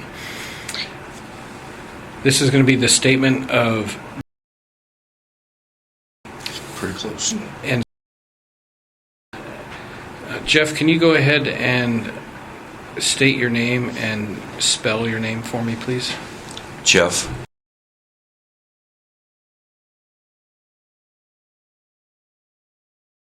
And what is your birthday? And could you go ahead and give us your address, please? Lower apartment, or apartment B, Pullman, Washington, 99163. Okay. And Sarah, go ahead and state your name and spelling, please. And your birthday? And I understand you both reside together. Yes. Yes. Okay, so I won't have you repeat that. Yeah. All right. So you'd called me on Friday and said that you had some information that you wanted to share, Jeff, regarding Mr. Kopacka. Yes. And why don't you go ahead and tell us what you want to say? Before I do that here real quick, you understand this statement's being recorded? Yes. Okay, we have your permission to do so? Yes. Okay, why don't you go ahead? Okay. Brent, he stayed with us a lot. He was over visiting with us quite often. He would hang out outside a lot. He said he felt like he was at home with us. He didn't feel safe in his apartment with his new roommates. He was feeling sexually intimidated is the best way to phrase that, I think. He was being flirted with, and they were sexually explicit in front of him and coercing him to come to bed with him, things like that. To the point where he actually, when he wouldn't stay with us, he would stay at a hotel right down the street. And it was so often that we were all very concerned about him. We were looking for another place for him to live. It was just Pullman. It's difficult. So. Did you guys ever witness anything like that? I had not. Heather, our roommate, I just had his direct statements. Okay. Our roommate Heather, about it. she had been in the apartment, and so had Darren, her husband, and they had witnessed some of that and seen how sexually overt these two roommates were with him. So, can you give an example? I guess they were, what was it, the last time they were sitting in the living room, and it made Darren so uncomfortable that he left. Heather said she witnessed them trying to coerce him into bed with him. So. Okay. And she was over at his apartment? Yes, at his apartment. I hadn't been inside myself. I had only dropped him off outside. But I got many, many messages from him asking, can I come over? I just don't feel safe here. Things are not okay. He was very obvious that he did not feel comfortable in his apartment with his two roommates. Okay. So. How do you guys know Brent? He was introduced to us through a friend, Colleen. She was kind of off and on dating him, a little bit here, a little bit there. We all know he had PTSD. We all know he wasn't well. I'm bipolar, and I've gone through the rigmarole myself a lot. My oldest son is also bipolar. He struggles with a lot of things. He was a good dude, though. I trusted him alone with my kids. Yeah. He sat in the living room, played games with my kids, our kids, 9, 7, 6. So they would get overwhelmed. He would get overwhelmed with it. He'd go outside. I'm not bad-mouthing how it all went down. Everything that happened. It is what it is. We support. We know he could be a dangerous person. We knew he had issues, and that if you pushed the wrong button, we also knew that he was not. He never. No. When you say a dangerous person, what do you mean? Well, we knew of his military we background. Well, he was in PTSD mode a lot. We would go to the store, and he'd say, "Did you see them taking our picture?" And I'm like, "No, that didn't happen." So he had delusions? He did. Okay. Yeah. He did. And he didn't lie to us about any of them. Him and I talked a lot about things like that, and I tried to, bring him back down to earth. He trusted you guys? He did. He trusted us a lot. He was very concerned about other people. Yeah, and if he more felt than anything. welcome, he was constantly, it was like, dude, you come into our house. He didn't want to be a burden. He didn't want to be in the way. Yeah, he always thought he was. He was constantly concerned about other people. And you could tell he never left the battlefield, really. You could tell whatever injury he had, he brought home a lot of the battlefield with him. Did he talk about his battlefield injuries? He told us that he had been in a Humvee that was hit with ICB. IED, yeah. Yeah. And then he spent 2 years in hospitals after that, before they brought him home. What branch of service was he in? So, Army. Okay. Do you know what his job was? I don't know specifically, no. We never discussed it past that. Okay. We didn't want to. We were trying to keep him in the here and now. Hey man, step back. You really, let's. Who the fuck cares who you are here? And he was a hippie. It's you. That's how I was trying to deal with his delusions with him of someone just took my picture. Dude, who cares who you are? I mean, you're a vet. He didn't play into his reality. No. He would check out outside and do his calm down. I think that was mostly because he didn't feel comfortable being inside. Felt confining, you think? He talked about going to the bathroom and having to be on alert because they drop stuff on you when you're going to the bathroom and stuff like that. Brent and I bonded over star watching and Yeah. solar events and things like that. He was very much more of a hippie than an army man, I think, when he returned, but he couldn't find his way to ground most of the time. Did he say where he was, which battlefield he was on? I thought he said 2 tours in Iraq. Oh, Iraq, not Afghanistan, Iraq. No. I thought I could have that Iraq. wrong Yeah, too it because could be. I didn't discuss it with him. Okay. I thought that being here in the here and now with his friends, And he just wanted to put that behind him. yeah, and he had told me once that he lodged some complaints with the landlord On his over his roommates. Okay. Noise levels, dancing around in their underwear, And he stayed at the constant Quality sexual Inn advances. 5-6 days a week. He'd stay at a hotel. Yeah, and pretty sure He made himself didn't broke. he run all that off of his bank card? Yeah. I don't think he ran in cash. No, That's- he didn't. And he'd stay at La Quinta as well. They Yeah, called us from there over one in time. Moscow. Do you know about when those complaints would have been filed? Within the last 4 months, he hasn't lived there that long. That was a new roommate situation with him, I think set up through the Coug, I believe it was. Since the start of college season? Yes. He had another place with another couple of roommates. That dissolved. The other roommates partied a lot. They ended up getting evicted. These kids partied a lot too, but not as excessive, I think, as the first group. He was a grown man trying to find, solitary housing in a place where you just can't find that and can't afford it, unfortunately. Did he do anything for work? He did not, no. We talked was about him looking- getting a job.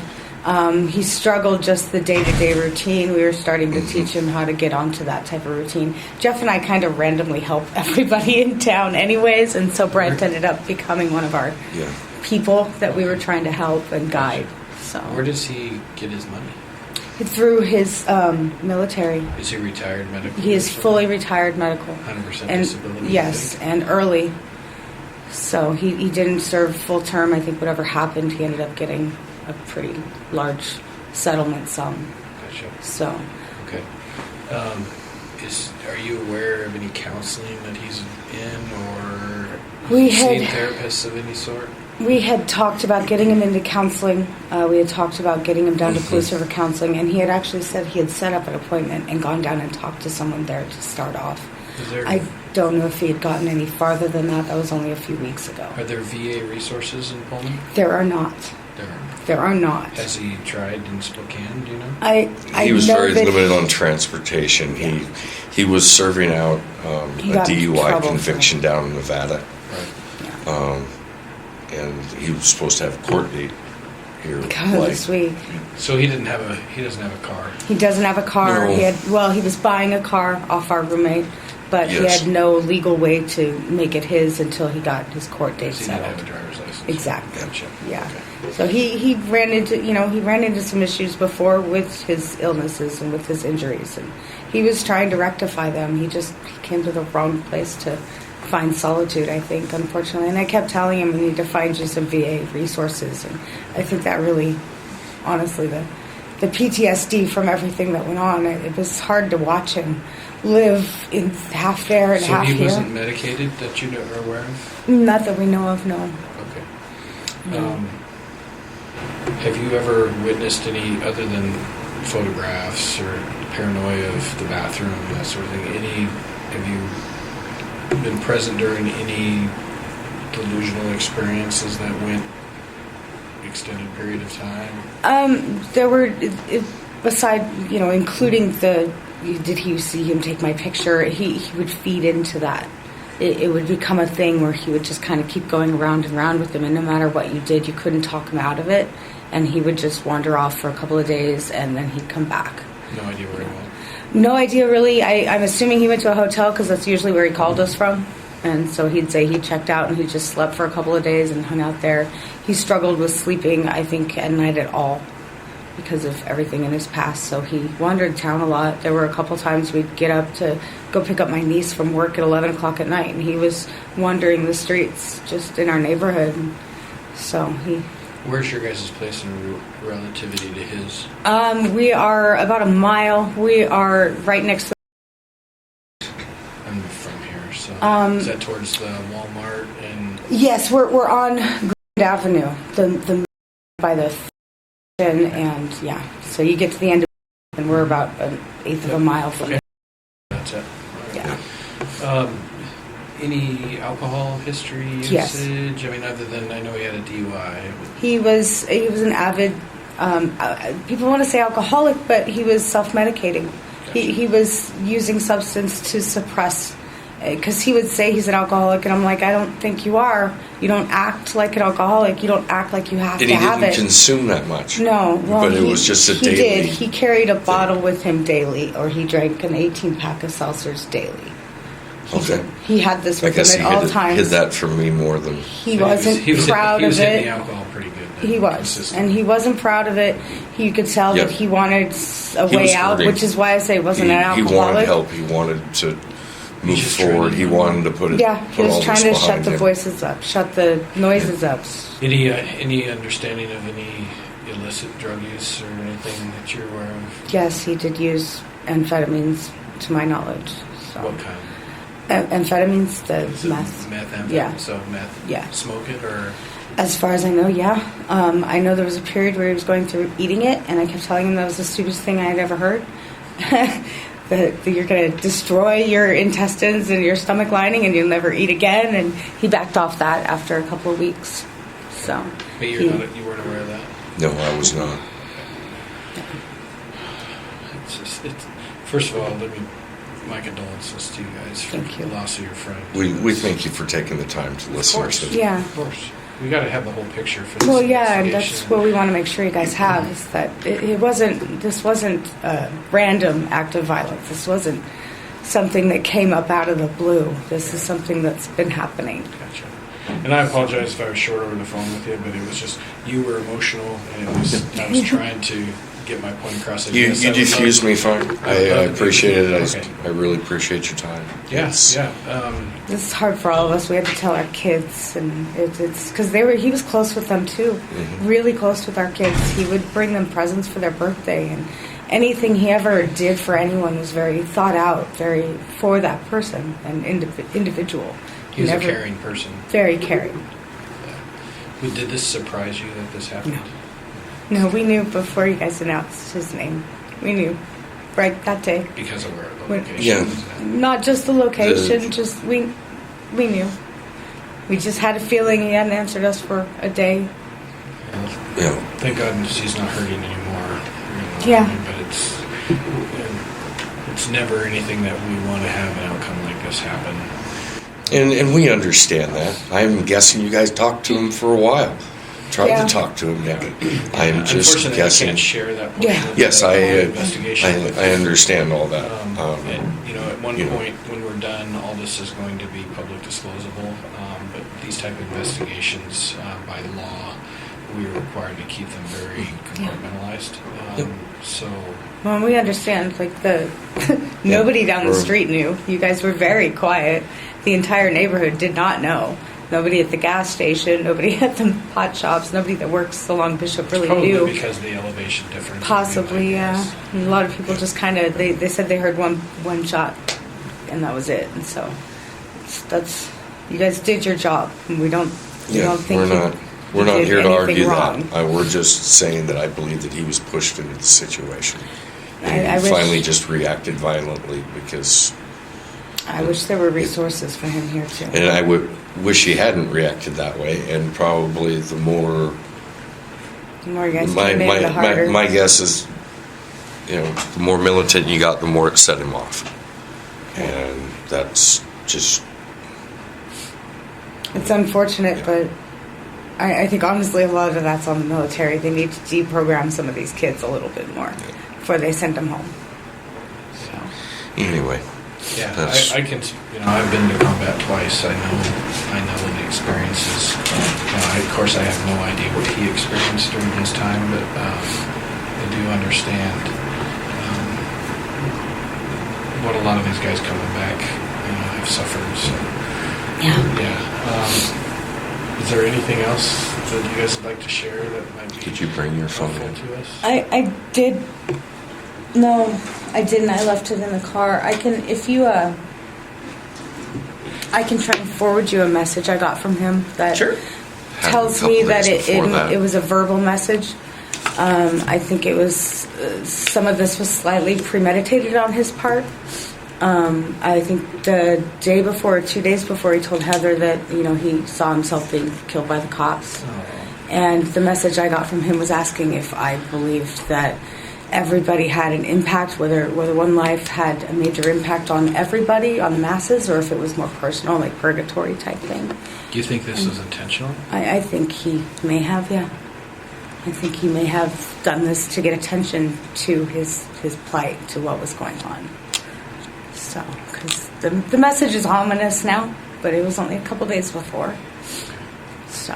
Yeah, if you want to share, here's my business card. I wrote the case number on the back that is assigned to this case. The best number to reach me if you need to do it by phone, it would be the cell number. Okay. Or there's my email. Okay. Yeah, it's a messenger message on Facebook, so I should be able to forward that to your cell. Okay. Is it still up there? The message? Yeah, it's on my Facebook. It's on my messenger. It's a conversation between the two of us. Yeah, where he sent me an audio message out of the blue asking what my belief on, one person's life was, whether it would impact others or whether it would just impact that person. Yeah. So I would be more than happy to include that in the case file so we have a better understanding of his historical leading up to this. It always helps us to have an understanding of what happened. Yeah, it feels martyrish right now. Yeah, that's what we want to help you guys get.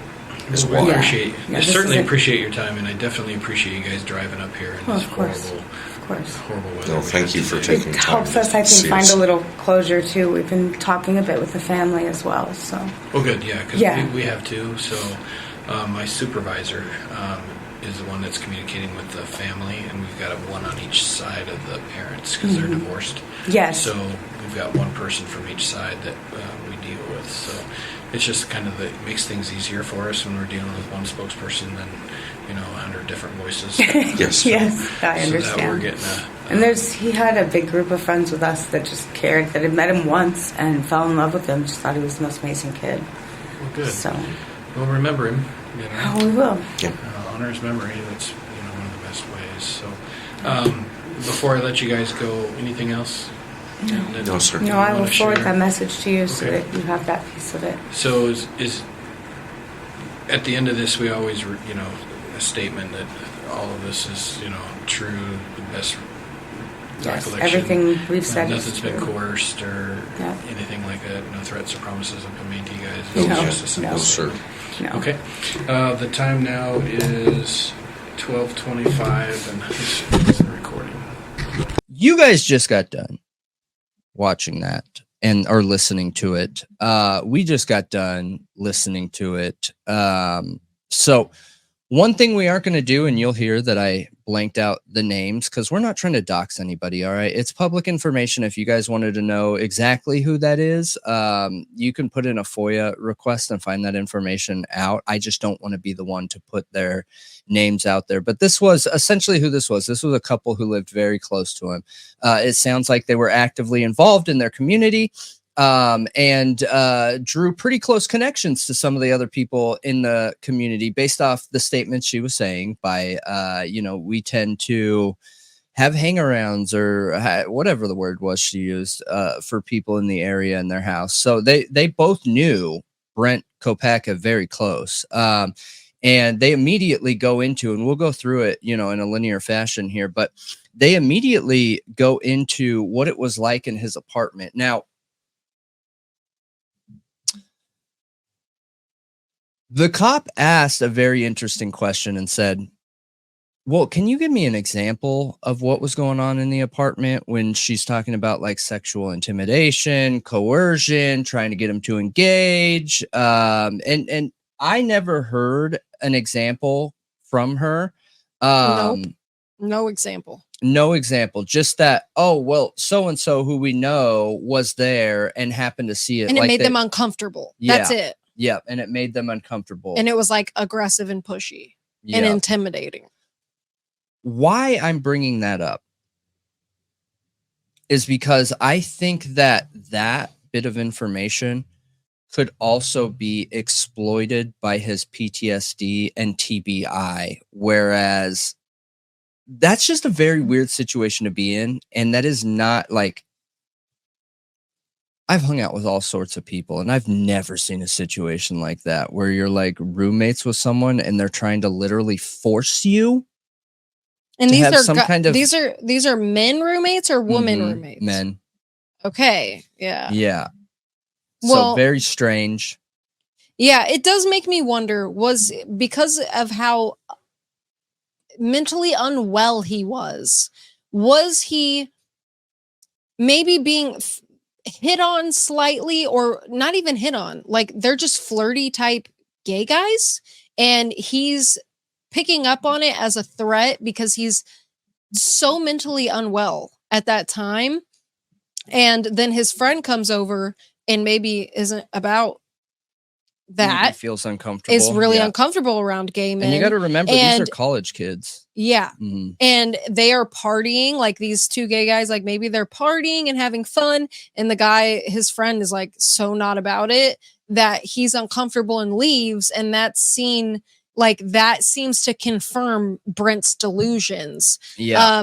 Because it could be delusions. It truly could be. Because in this interview, it said he's using substances such as meth. Methamphetamine makes people paranoid on its own. Like regularly. Yes. Yeah. Without PTSD. And he has PTSD on top of this, you guys. Yeah. And meaning TBI. He was incredibly paranoid. You know, we saw the video that JS for Justice put out where he was incredibly paranoid. Yeah. So it makes me wonder if he was really reading the situation totally the wrong way. Yeah. These are probably just two young gay guys having fun, partying. Yeah. And being flirty and not pushing anything on anybody. But who knows? Yeah. Who knows? Agreed. I have no idea. It's definitely interesting. So another thing that I found interesting is the confirmation that, when he didn't stay at the house, he stayed at a hotel in Moscow. That is interesting information. And that he would wander the streets at night. Yep. That he would stay in Moscow primarily when he was out in a hotel and wander the streets. I was like, ooh. That doesn't look great. That does not look great. No, that doesn't look great for anything wild going on in Moscow. You know, a lot of people have drawn connection, and I'm not trying to say that Brent Kopacka did this, but a lot of people were like, hey, do you remember that police report of that guy that pulled a knife on kids but then ran away? I was right away. It was mentioned in a press conference. One of the reporters asked Fry, is this related to that situation? Right. Yeah. And they were like, oh, no, it's not related. Of course, nothing's related. Nothing is related, apparently. All the weird, violent things that have happened in your town, none of it is related to this instance. Yeah. It makes no sense. Ugh. And it makes me feel like it's very likely related. But I don't know. You know, we're just here. Escalation is important, you guys. Yeah. And we're building up to it. We're just here to share the evidence, and you guys should be drawing your conclusions based on this evidence. So the PTSD mode, she said he was almost always in PTSD mode with full-blown delusions and hallucinations. They were at a grocery store, and he would be like, hey, that person over there is taking pictures of me, you know? That's scary. That's like schizophrenic level. Yeah, that can be PTSD too, where everyone's the enemy. You were full time in an area where enemies were around you 100% of the time. That's like the definition of military PTSD. So it doesn't even have to go schizophrenia. That's like 101 PTSD.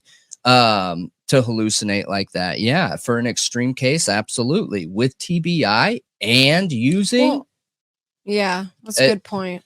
You know, he's not full blown hallucinating characters that aren't there, and that is more like schizophrenia. I mean, like He did it visualizing them. well, yeah, maybe not visualizing, Right. but he thought a man was outside his hotel room. Correct. Yep. Correct. And that is a symptom of dope alone, but with PTSD and TBI on top of it. But when I'm listening to this, I'm thinking, you know, and I've got to be honest with our viewers, because I'm trying to look at it from the viewer perspective and making the connections that people could be making with Brent Kopacka.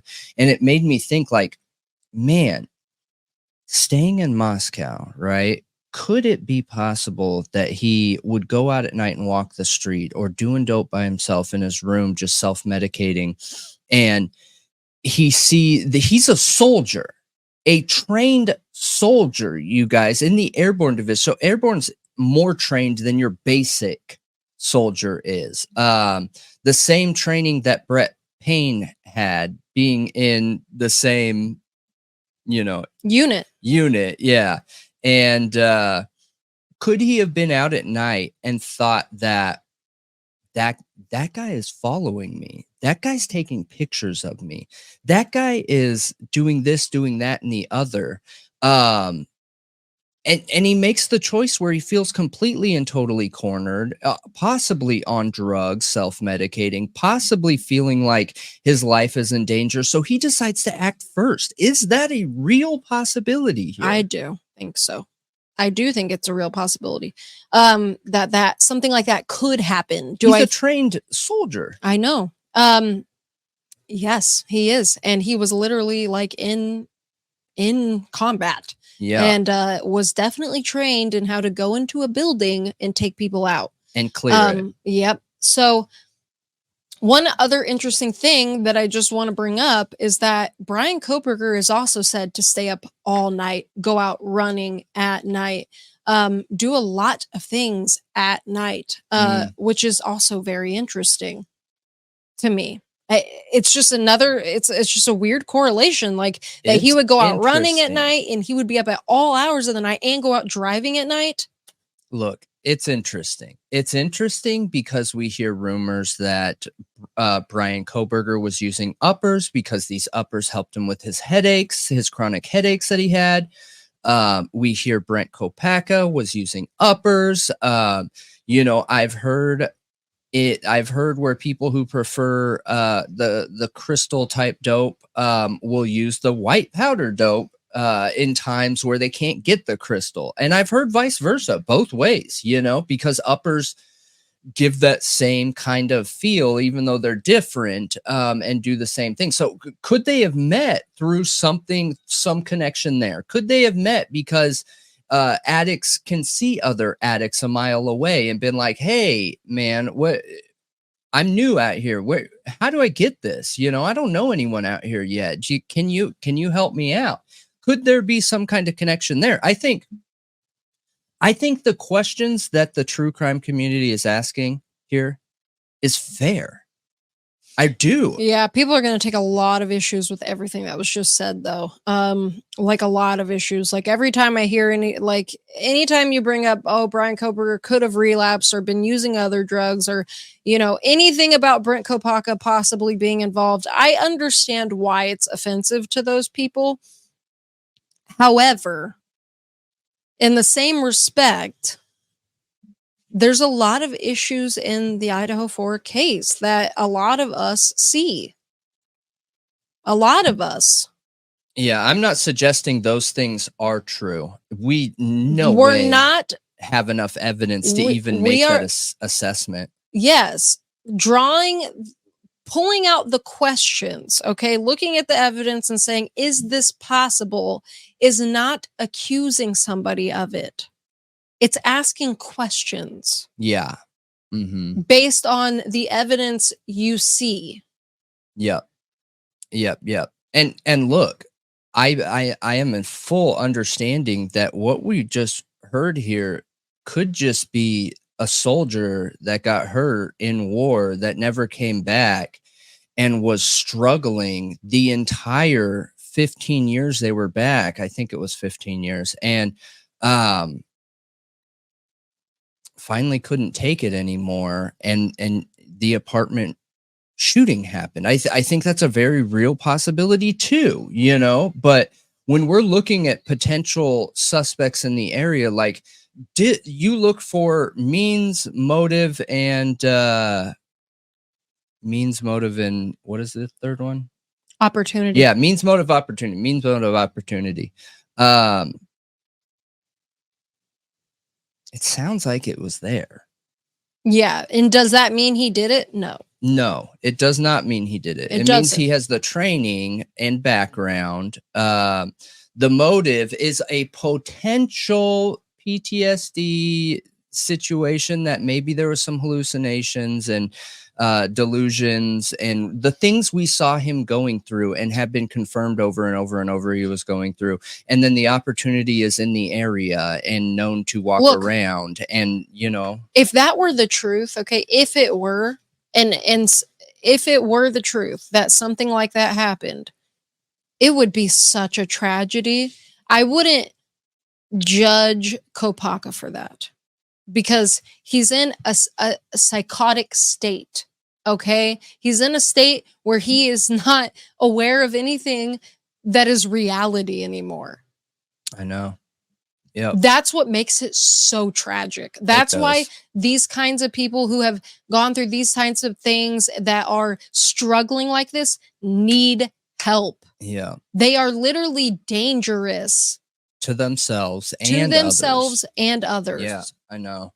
And it's so sad, but it's also a loose cannon. We train them to be, the best killers in the world in the U.S. military, and then don't train them how to come back from it. And dude, it's just really sad. It is. And there's many cases of where PTSD veterans like this have harmed people. I know.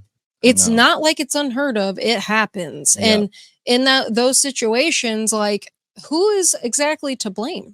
That's exactly, I know. I'm right there with you. And, it sounds like they didn't have a lot of VA help in this area that they confirmed in this interview. Yep. It sounds like he needed to potentially be seen and maybe medicated, or at least therapy, and like weekly, daily type situation. Should have had intensive therapy, okay? Like intensive, probably inpatient for a while, because he was a full-blown addict at this point. Yeah. He needed intensive inpatient therapy and help, and then maybe move to outpatient where he could start rebuilding his life. Yeah. He needed a lot of help. Yeah. He probably needed a lot of the new groundbreaking research. And dude, we have so many things to help. They're using mushrooms, MDMA, and they're using virtual like recovery, where they will insert them in military situations to help them get control over those of the feelings and PTSD memories that come back in the flashbacks and things like that. And it's really amazing, but we're condemning that they don't have enough help, but then we're talking about how great the new technology is. But the difference is not all that technology is actually being used and implemented in all these VA programs. It's if you have the money to pay for this special therapy that private companies are creating and using, but the VA isn't. The VA is not giving it out to the veterans. You have to go pay for it yourself. Right. Which it didn't sound like he could support. No. In my opinion. Okay, moving on here to one of the most interesting things that was said in this entire thing, in my opinion. None of the locals around Coffee House heard the standoff. Nobody heard anything. Heard nothing. They heard a single shot when they shot Brent Kopacka. And that's it. That's insane. What? And you know what's interesting too is so he never shot. In some of the footage that we have from the FOIA, it shows the cop calling one of the residents and saying, "Hey, I need to get in there to get a bullet." Yep. A bullet. Yeah. Okay, so the situation involves, a resident that lived across the way from you, and there was firearms that were shot. A bullet has went into your apartment. We actually got a code, went into your apartment just to make sure to clear that nobody was hurt. So we walked in there, we body cameraed it, went in there, found that nobody was hurt, and then we left. The reason for this phone call is we're conducting, the crime scene evidence collection, and so I was hoping that I could get your verbal permission for us to enter there, get consent to search. What they're going to do is they're basically going to go in there, take pictures of the affected areas, and then probably remove a bullet fragment. It looks like it went through the wall and it landed in your one of your kitchen cabinet doors. We are looking for no other evidence other than the evidence related to, a stray bullet. Singular. A bullet. Okay, where are the others? Is that the bullet that you shot Brent with? Like, where is that bullet coming from? Like, what is that? What is up with that? How come where's the bullets that Brent shot? Is what we're being told. I don't think they're the only people that said they only heard a single shot. I believe many people said that, even in other body cam footages. And another interesting thing she said is that she thought Brent planned this, that he thought he was going to be killed by the cops. Yep. From 2 days earlier, he left her a voice message saying, that he thought that it's possible, or he saw something, in a memory, dream, whatever, that he was going to be ended by cops. So premeditated, I don't know. Is it premeditated, or is it like a premonition type thing? It's something his subconscious is telling him that he's not picking up on consciously at that time. Like, what? I don't know if it could be premeditated, because again, you guys, he didn't have anyone in there with him. Right. Nobody. He was by himself. Right. They never should have shot. No. In my opinion. They shouldn't have. Never. I agree. Ever. He was in there alone, barricaded. I never saw a barricade. Yeah. What if that whole standoff was a show and they killed him right in the beginning or something? I don't know. It's so weird. It truly is a really strange situation. I'm really would be curious to hear the prosecutor's explanation of why he thought the shot was justified, because they didn't really give a great explanation. I agree. It's a very strange situation. I don't understand it. I think there are a couple injustices going on here in this situation. And, I really want to know what you guys think about it. Was this audio as eye-opening for you as it was for me? Because for me, it was, the couple things in there had me like, whoa. Yeah, it's a crazy, crazy interview. It blew my mind when I heard it. It's pretty clarifying in a lot of ways, but in other ways, it just raises a million more questions, doesn't it? Yeah, I agree. It makes you feel really bad for this guy. Awful. Absolutely awful. But I don't think it's okay to activate someone in the military the way that they do and then not deactivate them when they're coming home. I do not think that's okay, man. Right. And so many people have questioned if there's a co-defendant. I don't know if you could even go down that route with Kopacka, because I don't think he could plan this in tandem with somebody else, to be honest. Maybe. You think he could? I don't know how I feel about that, but there's this idea out there. There's this story, which I don't think is true at all, but they were so the story is that Brent and Bryan were together in a car, and this whole thing started at 1122 when Brent got out to peep in the window. And after looking at all this and then hearing that, I'm like, dude, this guy can barely keep himself together. But then we're thinking that he's going to go peeping on people in some weird fashion. I just don't see that. I don't see it. No, there's no way he could be like premeditated serial killer. I don't think there's anything. There's no way. It doesn't seem that way. The way the state he's in, I don't think that's possible. It doesn't feel that way. No, I think the only possible scenario is a PTSD hallucination, Like he activated delusion. himself. He got activated in some way. That's the only way this could even be possible. And in that situation, that's a stretch because we don't have any evidence saying he was even in that area that night. Correct. Yep. So it's absolutely. literally just a question. I sure hope the cops do, though. I hope they have those answers too. Because that cell phone of his needs to be data dumped, triangulated, and dude, he did a factory reset. But look, well, we don't know who did it, but yeah, it was factory reset. The Maddie Soto case, that guy did a factory reset conveniently the day Maddie Soto went missing.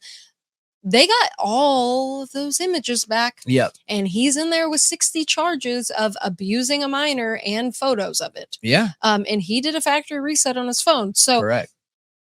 I mean, I hope they went through it. I hope they got the information. It doesn't sound like it, but it doesn't sound like it. Gonna cross my fingers and hope just in case, but it doesn't feel like it. No, because they left the phone there on the counter for a friend to find. So exactly. Nobody took it to the computers and to the systems that's required to pull that information. But let me know, us know how you feel about it, what you thought about the audio. Is it something you heard?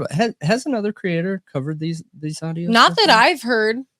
Not that I've heard. Well, I found it interesting. I thought it was eye-opening, and let me know how you feel about it.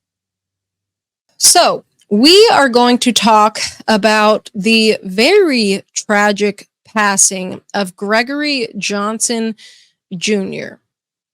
Now, if you've never heard of this before, I know there has been a couple content creators to cover this like a long time ago. It was like a year ago, I think, right after the Idaho 4 murders, because this is a apparent unaliving that happened at a Sigma Chi fraternity house in San Jose, California, at the San Jose State University out there.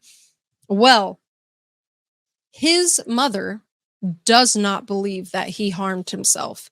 She 100% believes he was murdered by his fraternity brothers, which they vehemently deny that. They claim that he did do this to himself and that they had nothing to do with it. And the police and the medical examiner agree. They think that Gregory did this to himself. But I want to present the evidence and we'll see what we think about it. Mm-hmm. So, going straight into it,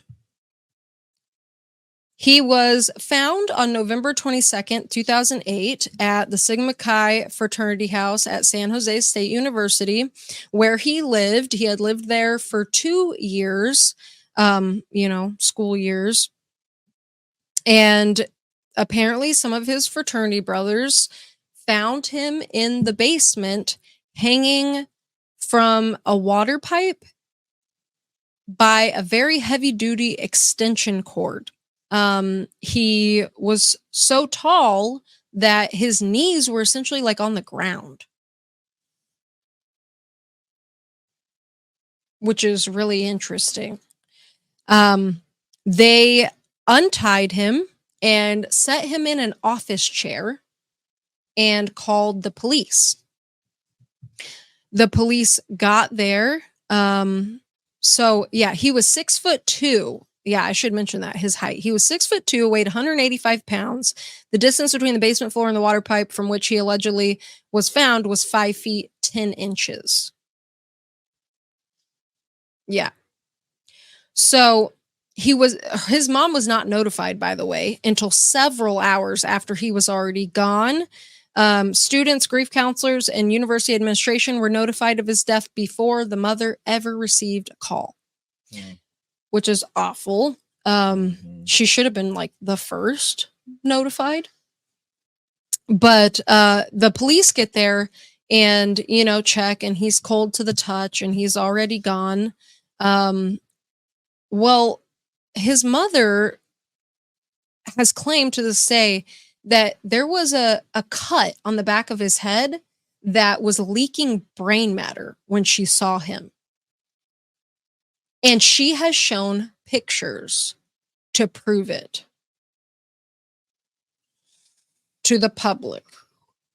Now, what's really interesting is that when you look at the autopsy report, it mentions a very small lesion on the back of his head. And I feel like it's not an honest description. It's not honest. Like, they mention it one time when they talk about the ligature around his neck and stuff. And that's it. Like, that's literally the only time they need bring a second it opinion. up. It says a raised nodular skin lesion is noticed at the midline of the lower occipital scalp. I believe that's how you say that word. And upper neck, measuring approximately 1 to 1.5 inches in diameter. He's claiming there's just like a bump on his head. Yeah. That's essentially all that the autopsy report mentions. Another strange thing is that it claims that livor mortis is on the posterior side of his body. So his back. His back. That's not where livor mortis should be when a body is hanging and he's cold to the touch by the time the police get there. The livor mortis should be in his legs. Yeah. And in his lower upper body too. Like hands, feet, all those areas. It should not be on his back. Yeah. I could see it being on the butt, maybe some, because if he was like they were saying his knees were on the ground, like shins and butt area, maybe, but it should all be down there. Yeah. It shouldn't. They just say the posterior side. That doesn't make sense. Yeah. That's strange. Why would they say posterior? Why wouldn't they say lower extremities?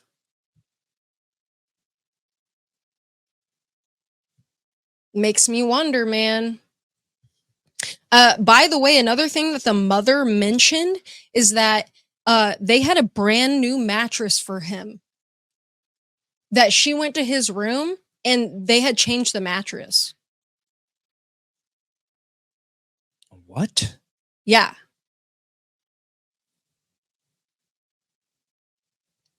That's weird. Yeah.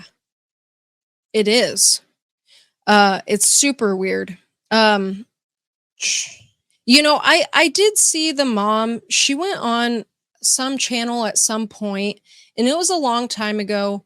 And I want to put this out there. If you still, Denise, want to put the story out there and get attention on it, I'm totally willing to talk to you and do an interview and keep it visible. You know what I mean? Because it's really hard to find interviews with her. And I think this story is a really big deal because I do think there's some kind of injustice here. Like, I do feel like it wasn't investigated the way it should have been. This young man had nothing but bright things ahead of him. He showed no signs of doing this, which it is said that people who usually do it don't show signs, but he's literally 20 years old. Yeah. Like, he's just in college. Like, he's like, this is like a bright time in somebody's life. He wasn't showing signs of depression or having problems or troubles. Like, he was literally doing the exact opposite. Now, there is talk in this police report that he supposedly met with his ex-girlfriend earlier that day and talked about some issues he had with his father. His father apparently was an addict and, didn't support the family monetarily the way he should have, blew the money on, dope and things. And Gregory Johnson was having issues making his loan payments for college. So that was a stressor point in his life, but that is the only one I can find. is Okay. money. That's it. So I think that's important to mention when we're being objective, of course, because money can be a big deal. Mhm. But I don't know if it's enough for a man his age to do this. I don't know. I don't know either. But I mean, sticking to objective evidence without like trying to connect whether somebody of that age could do something like that, that bump is strange. That The bump mattress is strange paired with the way he was liver hanging. mortis. Yeah. And how they took him down and put him in an office chair. Mm-hmm. Mm-hmm. And there was no forensic evidence under his fingernails or anything, which is also kind of interesting. Like, even if you're doing it to yourself, wouldn't you? People still claw at it usually. Not always. What about? I mean, nothing. Okay, maybe not. Maybe not. Because once you pass out, you just have to get to the point of passing out. Then True. you don't feel anything. You're gone. Yeah. Good point. But anyway, Denise was notified by Clear Lake, California police officers that showed up to her house. She reported that she felt intimidated because one of the officers had a hand on his gun and kept asking if the family was going to drive down to San Jose that night. Fearing for their safety, Denise and Gregory Sr. did not leave their home until the next morning. Gregory's body had no markings on his neck to suggest strangulation, which is odd considering the police report stated that he had been hanging for nearly 2 hours until his body was discovered. That is not what the autopsy report claims. So what I think could be going on with that, because we do have pictures, because she did put them out there, is I do see something that could be a mark. However, it's kind of hard to tell because he's laying back. It kind of looks like bruising. It doesn't look very intense. It doesn't look like somebody did it to him necessarily. Now, I could see a possibility that it was done after death, and you think the medical examiner could see that and tell that. They would be able to. So I really think they should have got a second opinion. Mm-hmm. They really, really, really needed a second opinion. Like, that would be my immediate go-to if I had any questions at all in what was going on. That picture is not easy to tell. Yeah, no, I agree. And look, we've covered these stories a lot, and you know, our worry, our concern with the Greek system, the fact that 1 in 3 women get assaulted in Greek life, the fact that 1 out of every 2 men leave an addict or an alcoholic from the Greek life. A lot of things come with those 2 things. So, Sigma Chi at this time was only allowed 1 more mess up nationally from any chapter, period, and they were going to be asked to close all their doors. So there's a lot of what if stacking against this situation where, you know, there's a lot of reason to cover this up. Yep. So we've asked the question, are these just young, dumb, drunk college kids? Right. You know? Right. So here's some more interesting information. So Denise leaves her home the next day, okay? And she goes to the Sigma Chi fraternity house. And when she gets there around 1:30 p.m., November 23rd, somebody had already disinfected the crime scene, the basement, because it smelled strongly of pine saw. The Grand Master of the fraternity was also already at the house when the Johnson family arrived. The house was filled with fraternity boys who Denise Johnson believed were looking for a fight. Denise remembers seeing a police riot squad van parked at the house when they arrived. Which is weird. Very. One of Gregory's fraternity brothers lied to the evidence collector and tampered with Gregory's belongings. Members of the fraternity told the evidence collector a cell phone at the site did not belong to Gregory, so it was left behind. Gregory's sister-in-law recognized the phone, and the frat members acknowledged that the phone belonged to Gregory before handing it over to the family.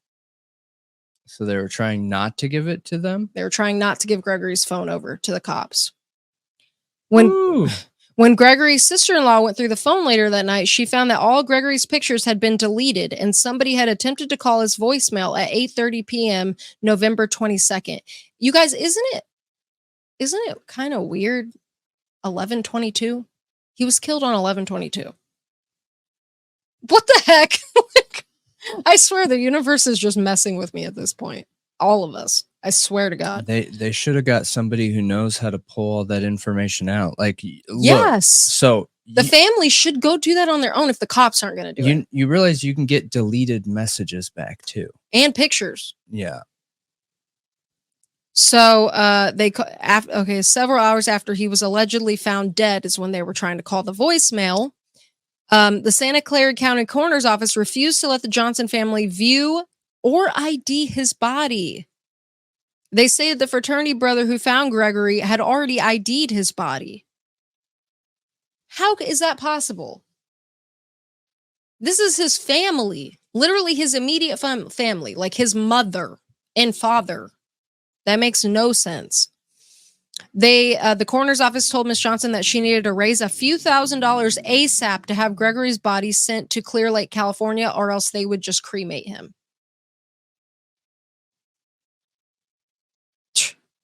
Yeah, how nice. Like, very respectful of you. When his body finally arrived at the funeral home 2 weeks later, Denise Johnson discovered a 6-inch crack in the back of his head, from which brain matter was still oozing. This injury was not mentioned in the incomplete autopsy report that the Johnsons received. Gregory's neck was also broken. The FBI reviewed the case, considered it a possible hate crime. The 300-page report the FBI generated was escalated to Washington, D.C. After filing multiple requests under the FOIA Act. Denise Johnson only received copies of the first few pages of the report due to the matters of national security. And the FBI, by the way, did say they didn't believe this was a hate crime. They came back with that report and said they didn't believe it was a hate crime, which it could have not been and still been murder. It could have not been a hate crime. It could have not still been murder. Yeah, yeah. And they didn't have all the evidence. I don't know if I would have brought up the whole hate crime issue. I would have stayed focused on the murder issue. Yeah. There's got to be other motivations here too. You know what I mean? Yeah. Yeah. And I totally agree. So SJSUPD, which is San Jose State University Police Department officer Fritz van der Hoek was one of the first officers to respond to the call about Gregory's alleged unaliving. He was also at the scene when Antonio Guzman Lopez was shot in the back. And that's where they're kind of making these connections between the police being racist and the fraternity being racist, because Sigma Chi has been accused of being racist and has done things that have made people think they are that. And that's kind of the direction that they went with this case. The Johnson family filed a lawsuit per in February 2015, hoping the courts would force the police department and the coroner's office to release all the documents from the investigation to the family. This lawsuit was thrown out due to a statute of limitations. The Johnson family believes that SJSU, the university, covered up Gregory's death because his fraternity included boys from wealthy and influential families. Gregory was close friends with a fraternity member whose father was in a leadership position at the company Monster Energy Drinks. According to Mrs. Johnson, Gregory's friend deleted all pictures of him and Gregory after Gregory's death. Does that not sound familiar, you guys? They had recently gone on a vacation with a group of friends. All the pictures from the vacation were deleted. An independent autopsy can help prove that Gregory did not die by strangulation from his own doing. Denise Johnson is calling on California and federal authorities to reopen this investigation, release the full FBI report with no info withheld, release the full police records, and reveal the details of this murder that has been kept from her since 2008. And there is a petition. It is, I mean, you can still sign the petition. They have 204,000 signatures. The next goal is 300,000. It started in 2020. And there's details of the case on there. I think it should be reopened. And I think a second autopsy needs done. I wish it was done right away. Oh, I wish it was done. You know, there were some marches and protests to try to get to the bottom of this. Some picketing. Nothing worked. Nothing worked. And there, you guys, there's this website and it has the documents about the case, but it's using these documents, which I agree are incomplete. If there's a 6-inch crack on the back of this man's head, it says nothing about that in this autopsy report. Doesn't it sound oddly like, what's his name? That was found at the creek. Fell on the back of his head. Hudson Lindau. Yeah. Yep, it does. It sounds oddly like it, if I'm being honest. He had a crack on the back of his head, but he was laying down to make it look like he crawled under the bridge. And then and by the way, the only substances Gregory Johnson had in his system was 0.07% alcohol. Man, that's kind of a lot. It's right under the legal driving limit, though, right? Like, isn't that right under? It's 0.08 is when you can't drive. So 0.07, you could technically drive, I think, right? Or am I wrong? How old was he? He was 20, right? Yeah, 20. I think that's what I said. I thought so. It is legal to drive if your BAC is 0.08 or more. But not if you're under 21, obviously. Yep. So, but he wasn't driving. So, I have major questions here. Some of that sounded like too familiar. Yeah. Too reminiscent. Okay. And it sounds like it sounds like that whole fraternity was working together to keep things hidden, like deleting all the pictures. Now, there have been no reports of him ever having issues with anybody in the fraternity. Like, we don't have any information on that. And the only way we would get that information is if he told somebody outside of the fraternity or the fraternity members fessed up, which none of them have done. Like, all of them have denied this.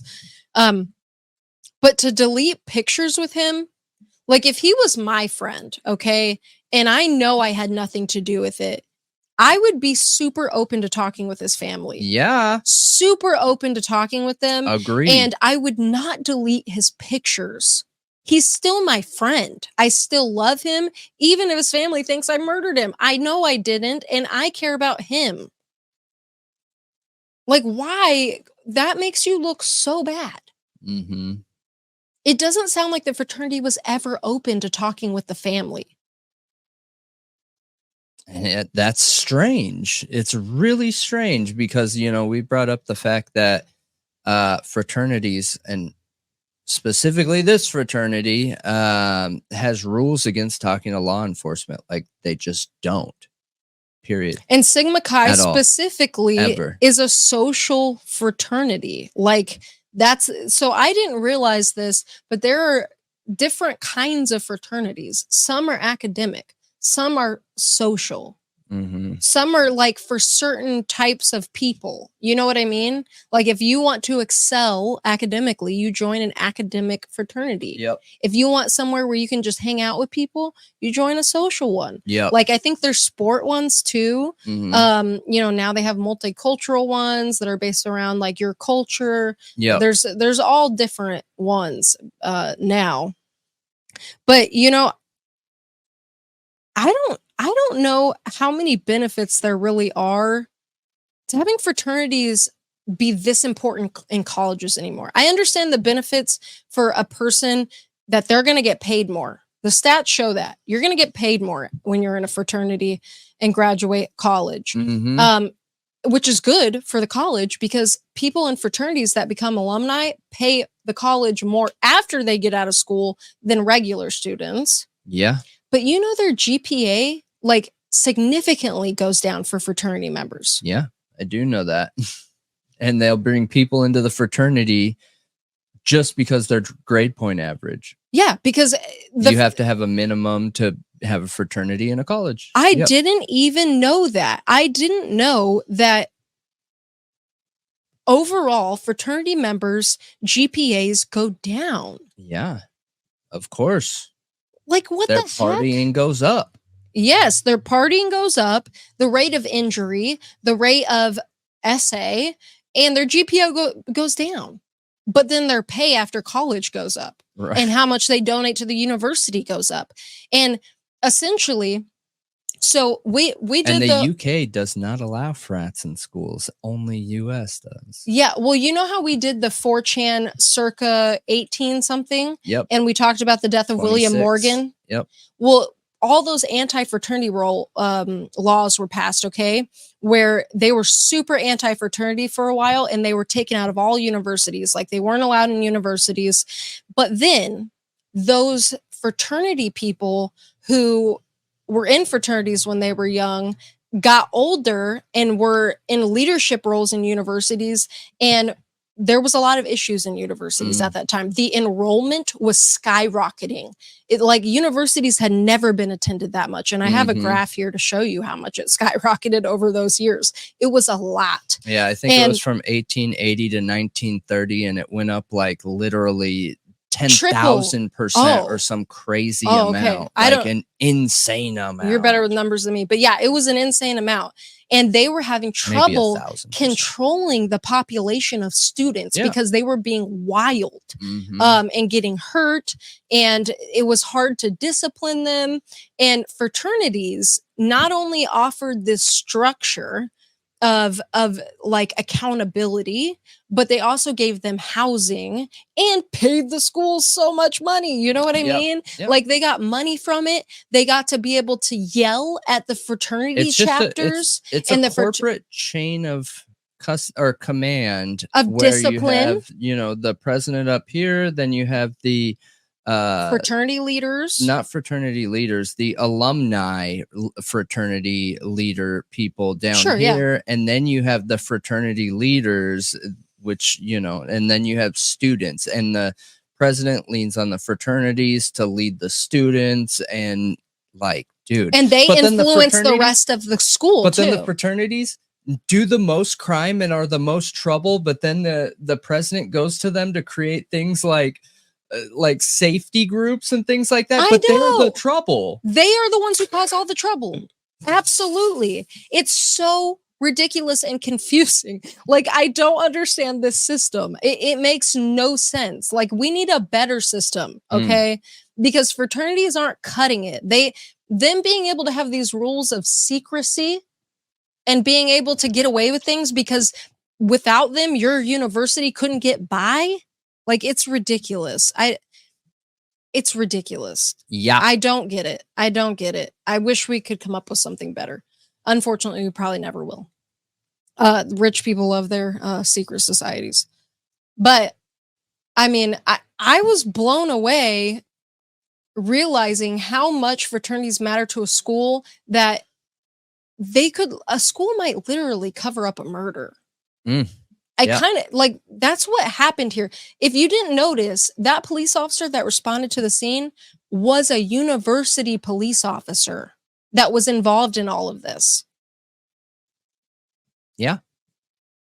He didn't get Gregory's phone. You know who took the shot to Kopacka? A university officer. It's interesting. It is. Yeah, it is interesting. It's interesting. Yep.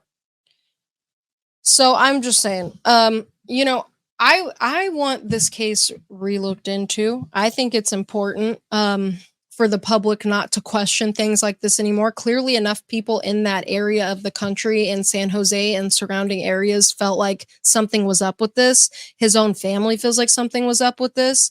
200,000 people agree. They signed the petition, I think it should be looked into, and I think there should be full disclosure of all of the documents.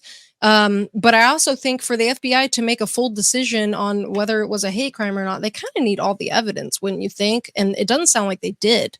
They didn't even have his phone. They sure did. They didn't even have like an accurate autopsy, it sounds like. I know. The liver mortis doesn't make sense. The crack in the head, that's not even really listed. It just says he has a bump on the head.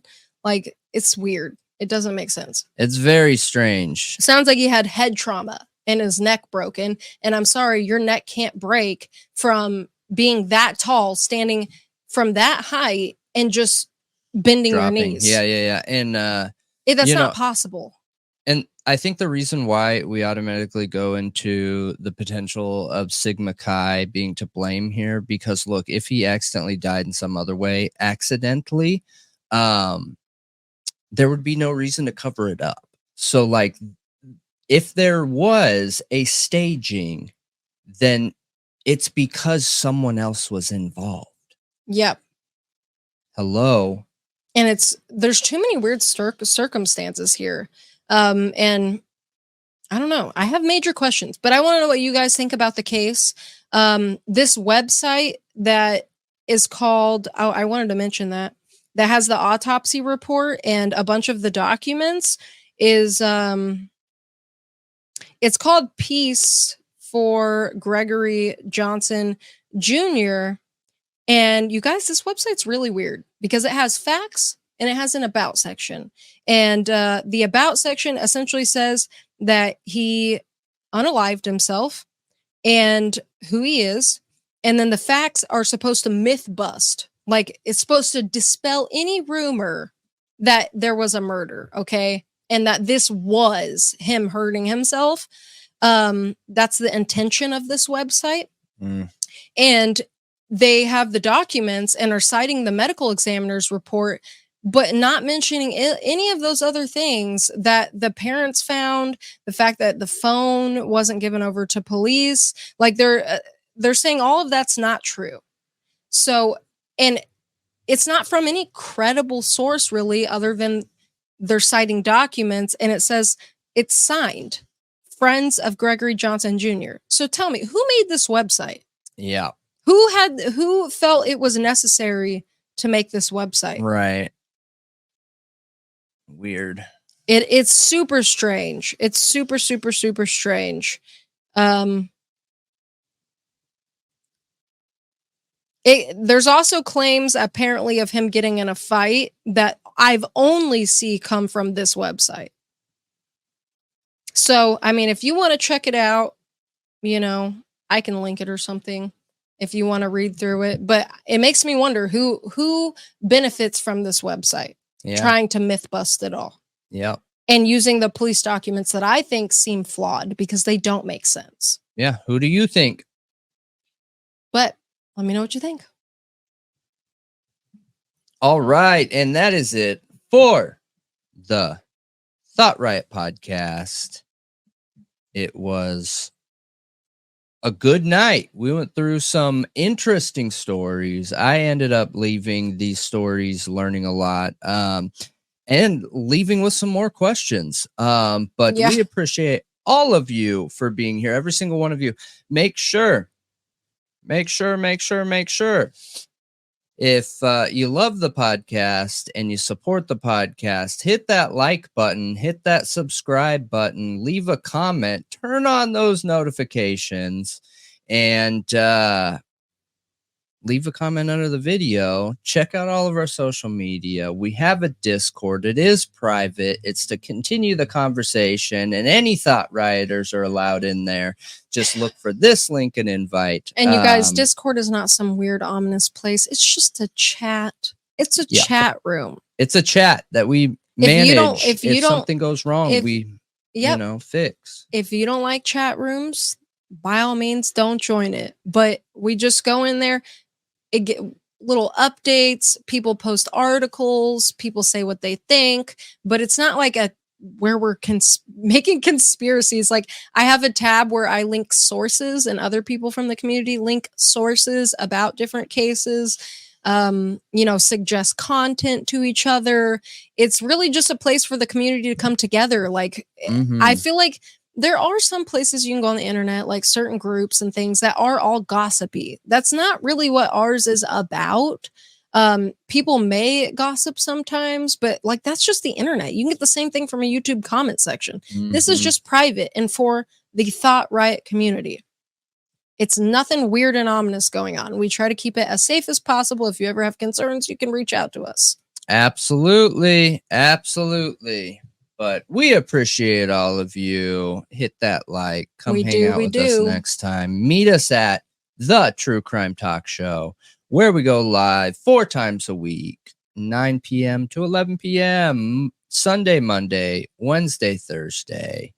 And you can chat with us in the members live after the True Crime Talk Show, where we get a bit more personal, take a load off and just have a conversation.